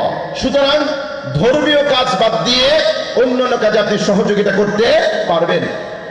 12 নম্বর আরেকটা গুরুত্বপূর্ণ মাসআলা, যেহেতু নন মুসলিম নিয়ে আমরা আলোচনা করছি। কোন নন মুসলিম আপনার সাথে কলিগ, একই সাথে চাকরি করেন, একই সাথে লেখাপড়া করেন, সে বলল চলো ভাই আজকে হোটেলে তোমাকে খাওয়াবো, খেতে পারবেন, সমস্যা নাই। সে বাড়িতে দাওয়াত দিয়েছে, চলো আজকে মা মুড়ি তৈরি করেছে, তোমাকে মুড়ি খাওয়াবো, চিড়া খাওয়াবো, খেতে পারবেন।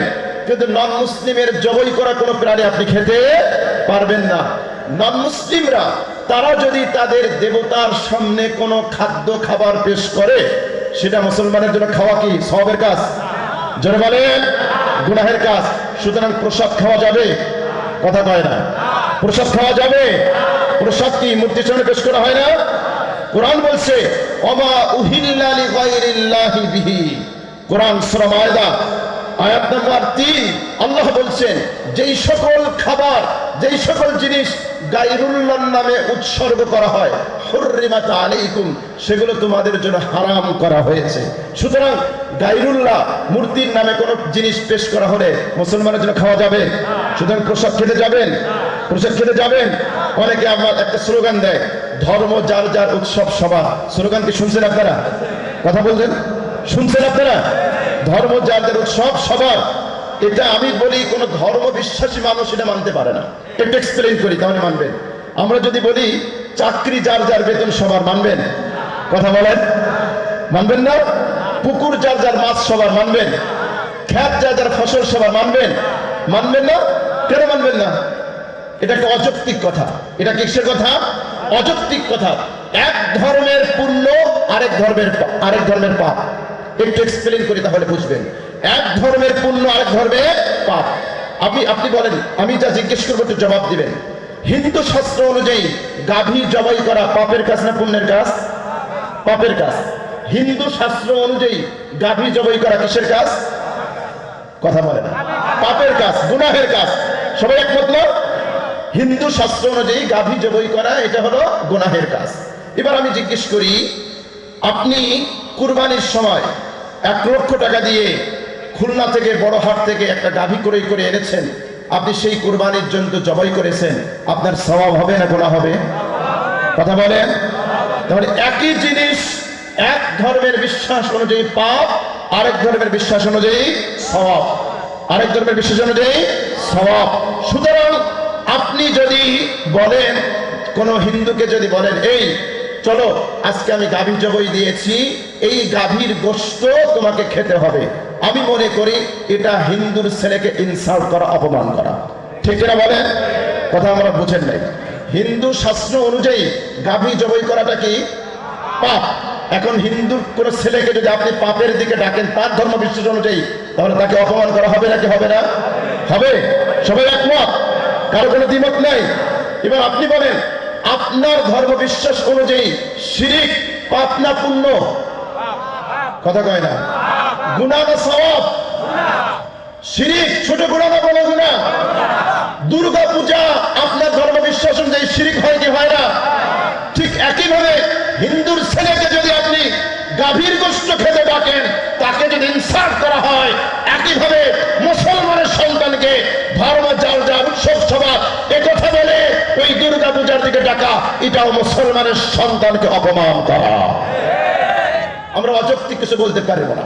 অযৌক্তিক আমাদেরকে বোঝাতে হলে যুক্তি দিয়ে বোঝাতে হবে। তাহলে ইসলাম কি বলে? ইসলাম বলে প্রত্যেকের ধর্মীয় অধিকার নিশ্চিত করতে হবে। হিন্দুর ধর্ম পালন করবে, আপনি মুসলমানের সন্তান হয়ে বাধা দিতে পারবেন না। ঠিক একইভাবে মুসলমানের ধর্ম পালন করবে, অন্য কেউ এসে এই জায়গায় বাধা দেওয়ার এখতিয়ার কারো নাই। ঠিক না বলেন? এটা হলো লজিক্যাল কথা, যৌক্তিক কথা। সুতরাং কোরআন এবং সুন্নাহ আমাদেরকে মেসেজ দিচ্ছে, সংখ্যাগরিষ্ঠ মুসলিম রাষ্ট্রে সংখ্যালঘু যে নাম মুসলিম আছে তাদের সাথে প্রায় সব ক্ষেত্রে আমাদেরকে ইনসাফপূর্ণ আচরণ করতে হবে। রাজি আছে তো ইনশাআল্লাহ? ইনসাফপূর্ণ আচরণ করবো তো ইনশাআল্লাহ? আল্লাহ সুবহানাহু ওয়া তাআলা আমাদেরকে কথাগুলোর উপরে আমাকে আপনাকে প্রত্যেককে আমল করার তৌফিক দান করেন, বলেন আমিন। ইসলামের গুরুত্বপূর্ণ একটি বিষয় ঈমানের পর্বে যে প্রশ্নগুলো হয়েছে, প্রশ্নগুলো আমাদের মঞ্চে নিয়ে আসার জন্য অনুরোধ করছি। ঈমানের পরে মুসলমানের জন্য সবচেয়ে গুরুত্বপূর্ণ একটি ইবাদত, তার নাম হলো সালাত। মাশাআল্লাহ, জাযাকাল্লাহ। ঈমানের পরে সবচেয়ে গুরুত্বপূর্ণ ইবাদতের নাম কি? নামাজ। নামাজ, আল্লাহু আকবার। মুসলমান এবং কাফের এই দুই শ্রেণীর মধ্যে পার্থক্যকারী হচ্ছে নামাজ। as-salat tarkus salat বাইনাল ঈমান ওয়াল কুফরি তারকুস সালাত। নবীজি বলেছেন ঈমান এবং কুফরের মধ্যে পার্থক্যকারী হলো সালাত। নবীজির যুগে মুনাফিকও নামাজ পড়তো, আর আজকের যুগে বহু মুসলমান আছে মুসলমান দাবি করা সত্ত্বেও নামাজ পড়ে না। আছে না নাই?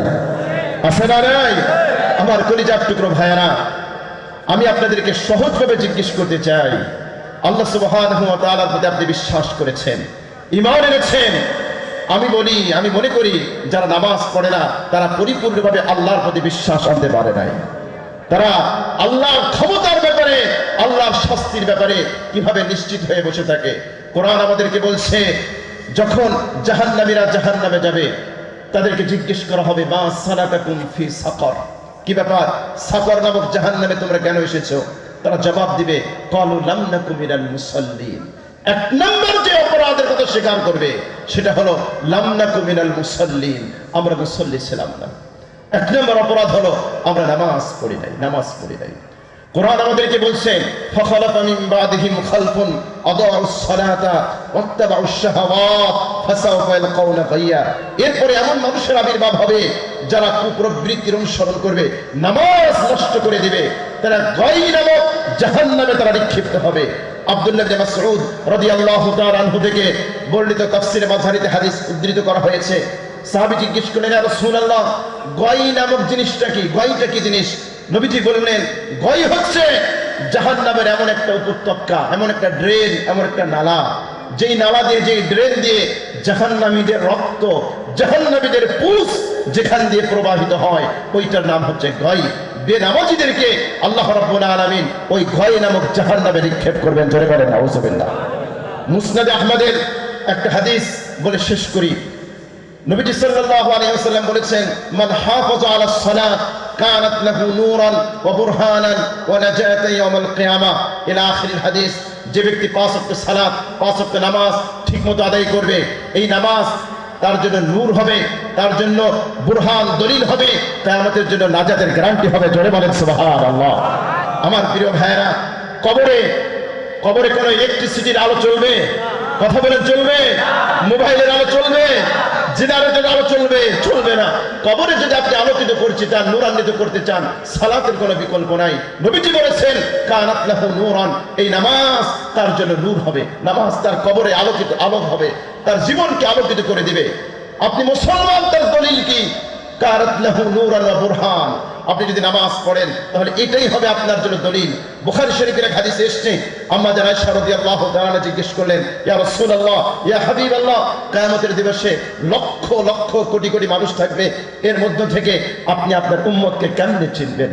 রাসূল জবাব দিলেন আয়েশা রে, যদি এক পাল কালো ঘোড়া থাকে আর ওই এক পাল কালো ঘোড়ার মধ্যে কিছু ঘোড়া যদি এমন থাকে কপালে সাদা, হাতে সাদা, পায়ে সাদা, বলো তো দেখি মালিকের এই ঘোড়াগুলো চিনতে কষ্ট হবে কিনা?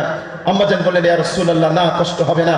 তখন নবীজি বলেন আয়েশা রে, কিয়ামতের দিবসে আমার উম্মত 5 ওয়াক্ত নামাজ যারা পড়বে, এই হাত, এই চেহারা, এই ললাট, এই পাওগুলো নূরে ঝলমল করতে থাকবে। আমি রাসূল এই নূরগুলো দেখে দেখে, দলিলগুলো দেখে দেখে তাদেরকে জান্নাতে পৌঁছায় দিব। জোরে বলেন না সুবহানাল্লাহ। আর যারা নামাজ পড়বে না, লাম ইয়াকুন লাহু নূরুন, তাদের কোনো নূর নাই, ওয়ালা বুরহান, কোনো দলিল নাই, ওয়ালা নাজাত, নাজাতের কোনো গ্যারান্টি নাই। ওয়া হুশরা ইয়াউমাল কিয়ামাতি মা হারুন, মা ফিরাউন, ওয়া হামান, ওয়া কারুন, ওয়া উবাই ইবনে খালফ। যারা নামাজ পড়বে না, হাসর হবে ফিরাউনের সাথে। কার সাথে? কথা বলেন, কার সাথে? ফিরাউনের সাথে জান্নাতি না জাহান্নামী? ফিরাউন জান্নাতি না জাহান্নামী? ওয়া হামান, হামানের সাথে, ওয়া কারুন, কারুনের সাথে, ওয়া উবাই ইবনে খালফের সাথে। তাহলে সিদ্ধান্ত আপনার হাতে। আপনি যদি চান আপনার হাসর ফিরাউনের সাথে হোক, আপনাকে আমার কোনো মেসেজ নাই, আমি আপনাকে কোনো মেসেজ দিচ্ছি না। আর আপনি যদি চান রসুলের সাথে হাসর হবে, সাহাবায়ে কেরামের সাথে হাসর হবে, নামাজ পড়া দরকার আছে না নাই? নামাজ পড়া দরকার আছে না নাই? এখন থেকে, আজ থেকে যতদিন বেঁচে থাকবো 5 ওয়াক্ত নামাজ আদায় করবো তো ইনশাআল্লাহ। কারা কারা রাজি হাত উঁচু করে আল্লাহকে দেখায়? লিল্লাহি তাকবীর, লিল্লাহি তাকবীর, লিল্লাহি তাকবীর। হাত নামান। আল্লাহ সুবহানাহু ওয়া তাআলা আমাদের সবাইকে কবুল করুন, আমিন। আমাদের হাতে বেশ কিছু প্রশ্ন আছে, সময় বেশি নাই, আমরা একটু সংক্ষেপে জবাব দেওয়ার চেষ্টা করবো ইনশাআল্লাহ।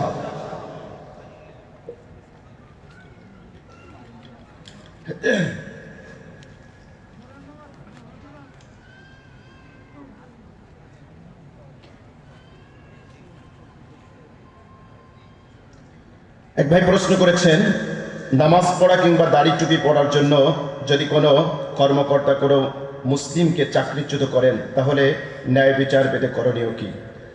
ন্যায় বিচার পেতে যদি ইসলামী বিচার ব্যবস্থা থাকে তাহলে তো অবশ্যই আপনি ন্যায় বিচার পাবেন। আর যদি ইসলামী বিচার ব্যবস্থা না থাকে তাহলে সংবিধানের ধারা আছে, সম্ভবত 23 বা এরকম 23-এর কটা হবে, একটা ধারা আছে, প্রজাতন্ত্রের প্রত্যেক নাগরিক ধর্ম পালন এবং ধর্ম প্রচারের স্বাধীনতা প্রত্যেক নাগরিকের আছে। এটা আমাদের সংবিধান দিয়েছে। সুতরাং আপনি আপনার ধর্ম পালন করবেন, আপনি আপনার ধর্মের সিম্বল রক্ষা করবেন, এটা আপনার সাংবিধানিক অধিকার। ঠিক কিনা বলেন? সংবিধানের অধিকার আপনাকে দিয়েছে। আমি জেনে শুনে বলছি, জ্ঞানের ভিত্তিতে বলছি, এটা আপনার সাংবিধানিক অধিকার। প্রজাতন্ত্রের প্রত্যেক নাগরিক তার ধর্ম পালন, ধর্ম প্রচারের স্বাধীনতা আছে। সুতরাং সে আপনার সাংবিধানিক অধিকার ক্ষুণ্ণ করেছে, আপনি আইনগত ব্যবস্থা নিতে পারবেন।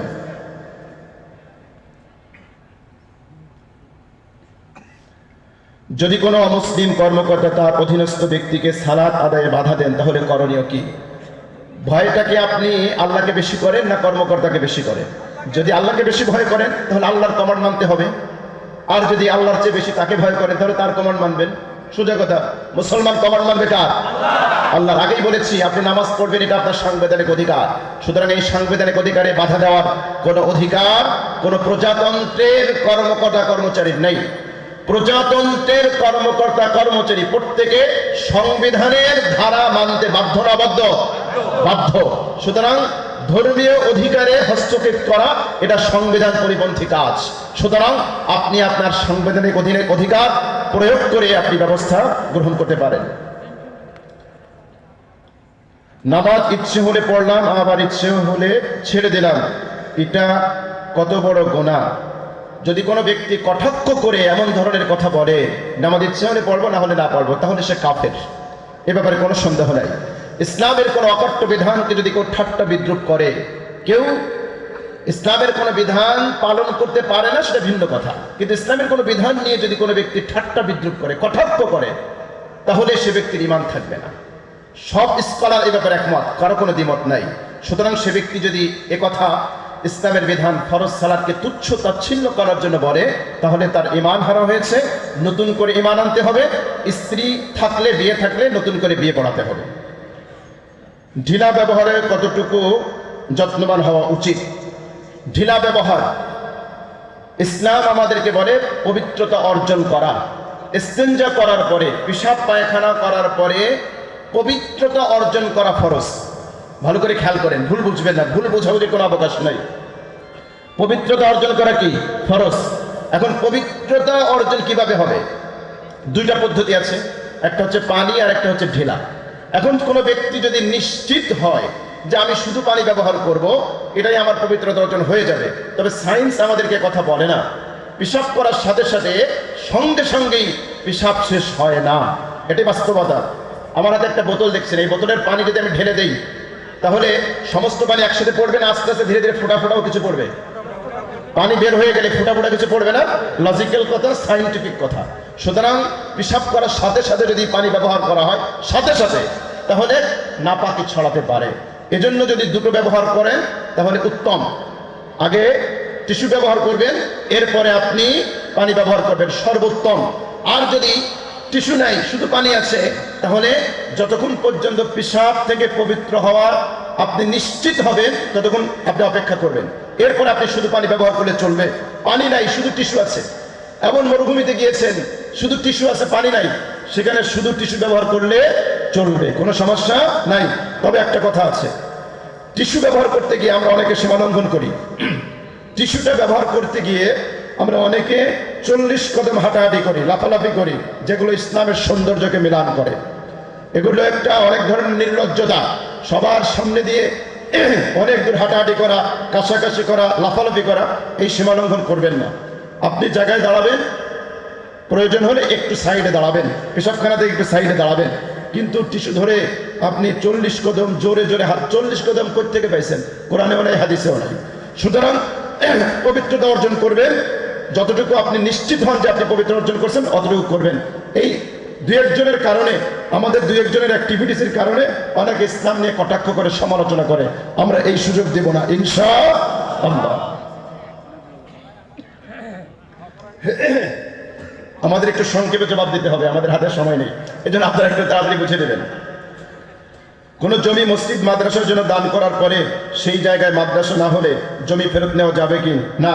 মসজিদের জন্য জায়গা দান করলে, অক্ষ করলে ওই জায়গায় ফেরত নেওয়ার কোনো সুযোগ নেই। প্রয়োজনে সেটা মসজিদ তৈরি করবে অথবা মসজিদের সহযোগিতায় সেটা ব্যবহার হবে। আমি অন্যকে সাহায্য করি কিন্তু আমার বউ আমাকে তাতে নিষেধ করে, এখন আমার করণীয় কি?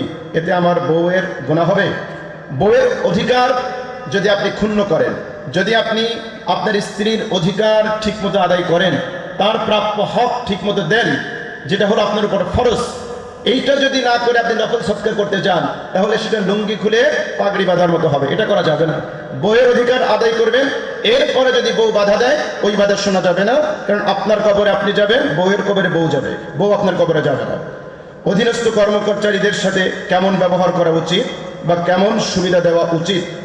এক কথায় যদি বলি, তাহলে যারা উপরস্থ আছে তাদের অধীনস্থদের সাথে এমন ব্যবহার করা উচিত, উনি যদি নিম্ন স্তরের কর্মচারী হতেন আর ওনার অধীনস্থ যিনি আছেন উনি যদি ঊর্ধ্বতন কর্মকর্তা হতেন, উনি যেরকম আচরণ প্রত্যাশা করতেন ওনার অধীনস্থদের সাথেও ওই রকম আচরণ করা উচিত। জীবনের অনেক নামাজ বাদ পড়েছে, কাজা হয়েছে, কাজা নামাজগুলো কিভাবে ভবিষ্যতে পড়ব?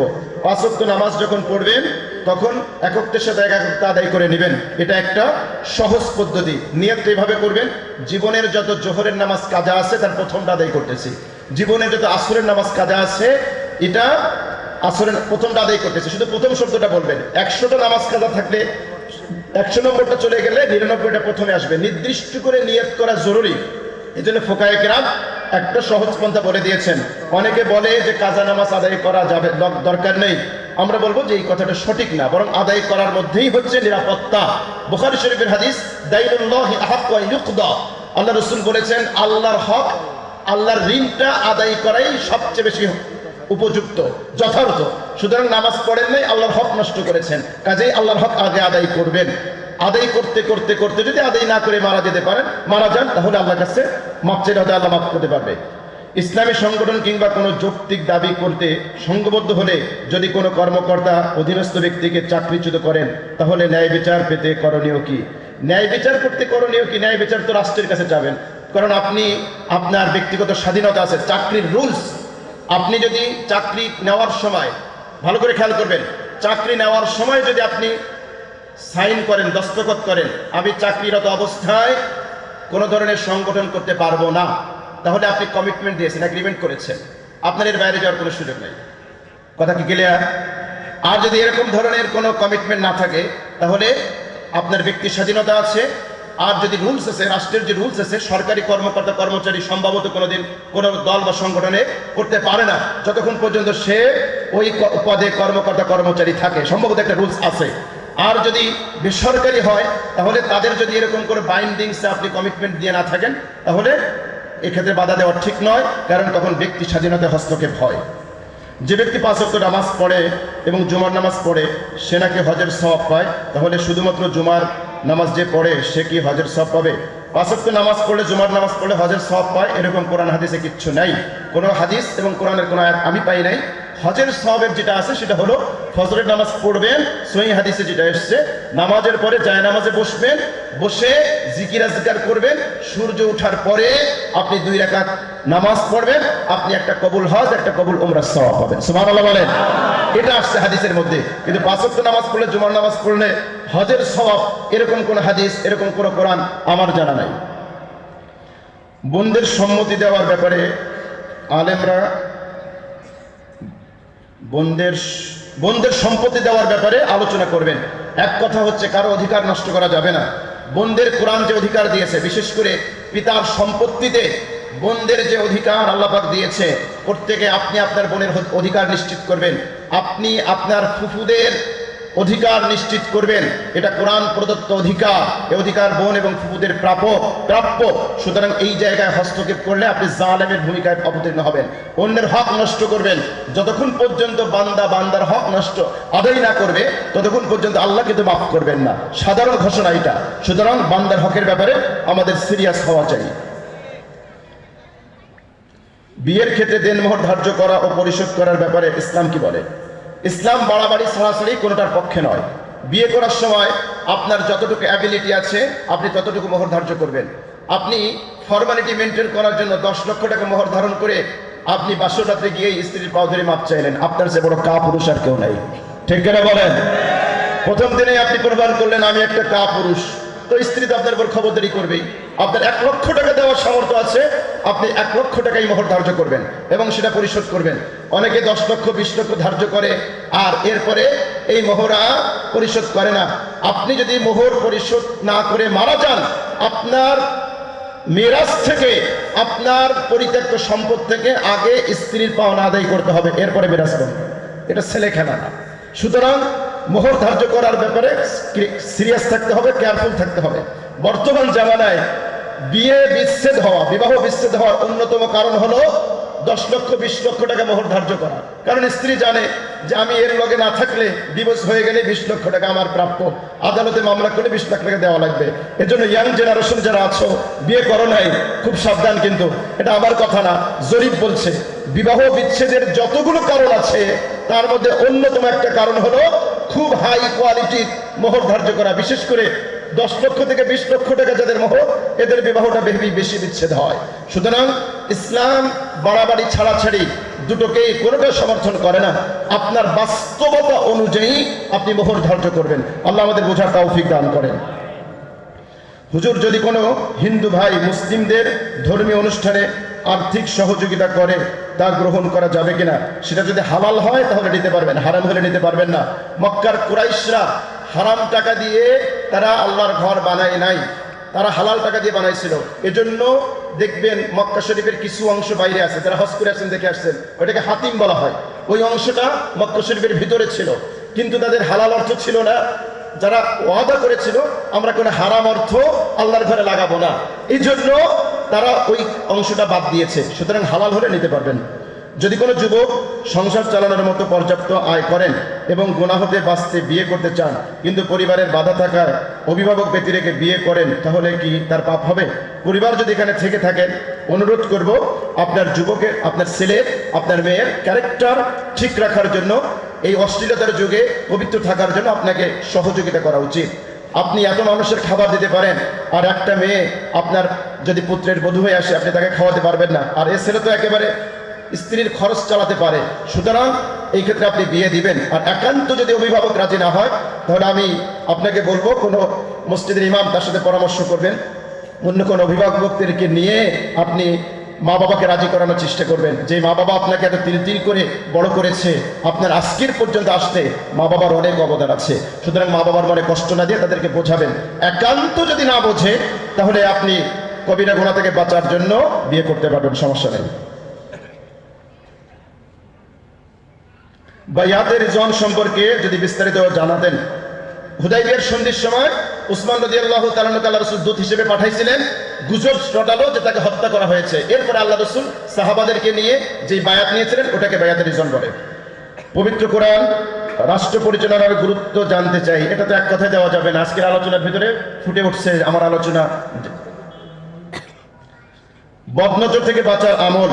বদনজর থেকে বাঁচার আমল, সকালবেলা ফজরের নামাজের পরে সূরা ইখলাস অর্থাৎ কুল হুয়াল্লাহু আহাদ, সূরা ফালাক, কুল আউযু বিরাব্বিল ফালাক, কুল আউযু বিরাব্বিন নাস, এটা 3 বার পড়বেন। একবার হাতে ফু দিবেন, ফু দিয়ে সরাসরি মাসে করবেন। আবার কুল হুয়াল্লাহু আহাদ বলবেন, আবার ফালাক বলবেন, আবার নাস বলবেন, আবার ফু দিবেন, শরীর মাসে করবেন। এইভাবে 3 বার করবেন। ফজরের পরে 3 বার করবেন, তারপরে মাগরিবের পরে 3 বার করবেন, রাতে শোয়ার সময় করবেন, আয়াতুল কুরসি পড়বেন। ইনশাআল্লাহ বদনজর থেকে বাঁচতে পারবেন। কপালে টিপ লাগাবেন না, বাচ্চাদেরকে বদনজর থেকে বাঁচানোর জন্য কপালে টিপ লাগানো হয়, এটা লাগাবেন না। বাইরে যখন বের হয় সূরা ফালাক এবং সূরা নাস পড়ে ফু দিবেন। বাচ্চার উত্তম তরবিয়তের জন্য বাবার ও মায়ের করণীয় কি? বাবা এবং মা, আপনারা যদি চান যে আপনার ছেলে আদর্শবান সন্তান হোক, তাহলে আপনাকে আদর্শ বাবা হতে হবে, আদর্শ মা হতে হবে। কেননা পরিবারই হচ্ছে বাচ্চাদের প্রথম পাঠশালা। বাবাই হচ্ছে এই সন্তানের কাছে প্রথম হিরো, মা হচ্ছে হিরোইন। সুতরাং আপনাদের দেখেই বাচ্চা শিখবে। আপনারা যদি আদর্শবান হয়ে যান, সন্তান আদর্শবান হবে ইনশাআল্লাহ। অতিরিক্ত রাগ নিরাময়ের উপায় কি? প্রশ্ন, স্বামীর দ্বারা বাড়ির কাজ করিয়ে নিলে পাপ হবে? সহযোগিতামূলক না। প্রথম হচ্ছে অতিরিক্ত রাগ নিরাময়ের উপায় হলো, রাগ করলে প্রথমে যদি রাগ হয় তাহলে আপনি দাঁড়ানো থাকলে বসে পড়বেন, বসে থাকলে শুয়ে পড়বেন। এরপরও যদি রাগ না কমে আউযু বিল্লাহি মিনাশ শাইতানির রাজিম পড়বেন। তারপরও যদি রাগ না কমে ওযু করবেন, ইনশাআল্লাহ রাগ কমে যাবে। আর বাড়ির সহযোগিতামূলক কাজ করিয়ে নেবেন, এই শব্দটা উচিত নয়। করিয়ে নেবেন কেন? এমনিই করবে। স্বামীরা স্ত্রীদেরকে সহযোগিতা করবে, আল্লাহ রাসূল সহযোগিতা করেছেন, আমরা সহযোগিতা করবো তো ইনশাআল্লাহ। ইনশাআল্লাহ করিয়ে নেওয়া শব্দটাই আমার আপত্তি আছে, এমনিতেই স্বামীরা সহযোগিতা করবে ইনশাআল্লাহ। গর্ভবতী মায়ের বিশেষ আমল ও করণীয় কি? নাম্বার 1, চোখের গোনা থেকে বাঁচবেন, টিভি দেখা থেকে বাঁচবেন, মোবাইলে অশ্লীল দৃশ্য দেখা থেকে বাঁচবেন, বেশি বেশি কোরআন তেলাওয়াত করবেন, ওযুর অবস্থায় থাকবেন, তাসবিরত অবস্থায় থাকবেন, হারাম বর্জন করবেন, হালালকে আঁকড়ে ধরবেন। মনকে কিভাবে হিংসা অহংকার মুক্ত রাখবো? আপনি হিংসা করা তার মানে হচ্ছে আল্লাহর সিদ্ধান্তের বিরুদ্ধে অবস্থান করা। সুতরাং হিংসার ভয়াবহতা উপলব্ধি করবেন। যার প্রতি হিংসা হয়, ভালো করে খেয়াল করবেন, যার প্রতি হিংসা হয় তার জন্য দোয়া করবেন, করবেন ইনশাআল্লাহ। এটা এত সহজ না। যার প্রতি হিংসা হয় তার জন্য দোয়া করলে 2 দিন 3 দিন করলে ইনশাআল্লাহ হিংসা কমে যাবে। তারপরে অজান্তে কোনো ধরনের শিরিক বেশি হয় আমাদের দ্বারা। কোন শিরিক বেশি হয় আমাদের দ্বারা? আমাদের দ্বারা যেই শিরিকটা বেশি হয় সেটা হলো সামাজিক কিছু কুসংস্কার আছে, এগুলো বেশি হয়। শনিবারের দিন ঘর করা যাবে না, সন্ধ্যাবেলায় ঘর তোলা যাবে না, অমুক দিন ছেলে বিয়ে দেওয়া যাবে না, এই ধরনের যা আছে এইগুলো হলো কুসংস্কারমূলক, এগুলোর কোনো ভিত্তি নাই, এগুলো থেকে বেঁচে থাকবেন। গর্ভবতী মায়েদের রোজা রাখা কি বাধ্যতামূলক? কেউ রাখতে না পারলে পরবর্তীতে করণীয় কি? গর্ভবতী মায়েরা রোজা রাখতে গেলে অভিজ্ঞ ডাক্তার যদি পরামর্শ দেন যে যদি আপনি রোজা রাখেন আপনার এবং বাচ্চার মারাত্মক ক্ষতি হতে পারে, তাহলে রোজা তৎক্ষণাৎ ছেড়ে দেওয়ার অনুমতি আছে, পরবর্তীতে এই রোজাটা কাজা করবেন। শরীরের কোন অংশ বের করেও পর্দা হবে? মহিলাদের সম্পূর্ণ অংশই ঢেকে রাখবেন, পুরো অংশ ঢেকে রাখবেন। চেহারা খোলা যাবে কি যাবে না সেটা নিয়ে ইমামদের ইখতিলাফ আছে। বর্তমান ফিতনা ফাসাদের জামানায় এটাকে ঢেকে রাখবেন ইনশাআল্লাহ। ইয়া আইয়ুহান নাবিয়্যু কুল আজওয়াজিকা ওয়া বানাতিকা ওয়া নিসাইল মুমিনিন ইউদনিনা আলাইহিন্না মিন জালাবিবিহিন্না। জিলবাব হলো উড়না, ইউদনিন মানে টেনে দেওয়া, এটা মাথা দিয়ে টেনে দিলে চেহারাও ঢাকা হয়ে যায়। সুতরাং আপাদমস্তক ঢেকে রাখাই বর্তমান যুগে নিরাপদ। শবে বরাত ও শবে মেরাজের রোজা রাখা লাগে? শবে মেরাজের কোনো ইবাদত সহিহ কোনো হাদিস দ্বারা প্রমাণিত নয়। শবে বরাতের একটা হাদিস সহিহ আছে, সেটা হলো আল্লাহ পাক এই রাত্রিতে ক্ষমা করে দেন হিংসা থেকে যারা বেঁচে থাকে, শিরিক থেকে যারা বেঁচে থাকে তাদেরকে। সুতরাং শিরিক থেকে বাঁচুন, হিংসা থেকে বাঁচুন, একাকী ইবাদত করুন। মসজিদে আলোকসজ্জা করা, মসজিদে অতিরিক্ত ভিড় করা এটা উচিত নয়। যদি রাখা হয় তাহলে পদ্ধতি কি? শবে বরাতের রোজার হাদিসটা জয়ীফ, দুর্বল। এজন্য আমি বলি 13, 14, 15 রাখবেন। কয় রাখবেন? 13, 14, 15 আইয়ামে বীজের রোজা সহিহ হাদিসের প্রমাণিত, এটা রাখবেন। সাথে সাথে শবে বরাতের রোজাও আদায় হয়ে যাবে ইনশাআল্লাহ। বিচারের জন্য হাসরের ময়দানে কত বছর অপেক্ষা করতে হবে? 50 বছর। কোরআনের কোন নবীর সন্তানের কথা বেশিরভাগ উল্লেখ করা হয়েছে? ইব্রাহিম আলাইহিস সালাম। নূরি মদিনা 4 বছর একটি চোখ ছোট হবার জন্য দেখে না, জন্ম ত্রুটি, তার জন্য দোয়ার দরখাস্ত। অবশ্যই দোয়া করি আল্লাহ যেন এই বাচ্চাকে চোখের ত্রুটিগুলোকে ঠিক করে দেন। আমি একজন মুসলিম, নিরাপত্তা দেওয়ার জন্য পূজা মণ্ডলে ডিউটি দেওয়া হয়, এটা করা যাবে যাবে কিনা? চমৎকার প্রশ্ন করেছেন। আপনি যদি সরকারি কোনো দায়িত্বশীল হন, সরকারের দায়িত্ব হলো নন মুসলিমদের ইবাদতে যাতে বিঘ্ন না ঘটে, নন মুসলিমদের ইবাদত যারা নির্বিঘ্নে করতে পারে এজন্য নিরাপত্তা দেওয়া সরকারের দায়িত্ব। সরকার যদি আপনাকে নিরাপত্তা দিতে পাঠায় আপনি গুনাহগার হবেন না, আপনি করতে পারবেন। তবে পূজা দেখতে যাওয়া, পূজায় অংশগ্রহণ করা, প্রসাদ খাওয়া, এটা কোনো মুসলমানের সন্তানের জন্য জায়েজ নাই। লাস্ট প্রশ্ন, পালিয়ে বিয়ে করা জায়েজ হবে? নাউজুবিল্লাহি মিন যালিক। কেন পালিয়ে বিয়ে করবেন ভাই? বাবাকে বোঝান, মাকে বোঝান। মা বাবা আপনাকে তিল তিল করে বড় করে তুলেছেন, ইনশাআল্লাহ আপনার কষ্ট মা বাবার চেয়ে বেশি কেউ বুঝবে না, আপনার কল্যাণ মা বাবাই সবচেয়ে বেশি বুঝবে। আমরা দোয়া করি মা বাবাদেরকে যেন আল্লাহ পাক সুবুদ্ধি দান করেন এবং মা বাবা যেন সন্তানদেরকে তাড়াতাড়ি বিয়ের ব্যবস্থা করেন। আমাদের হাতে একদম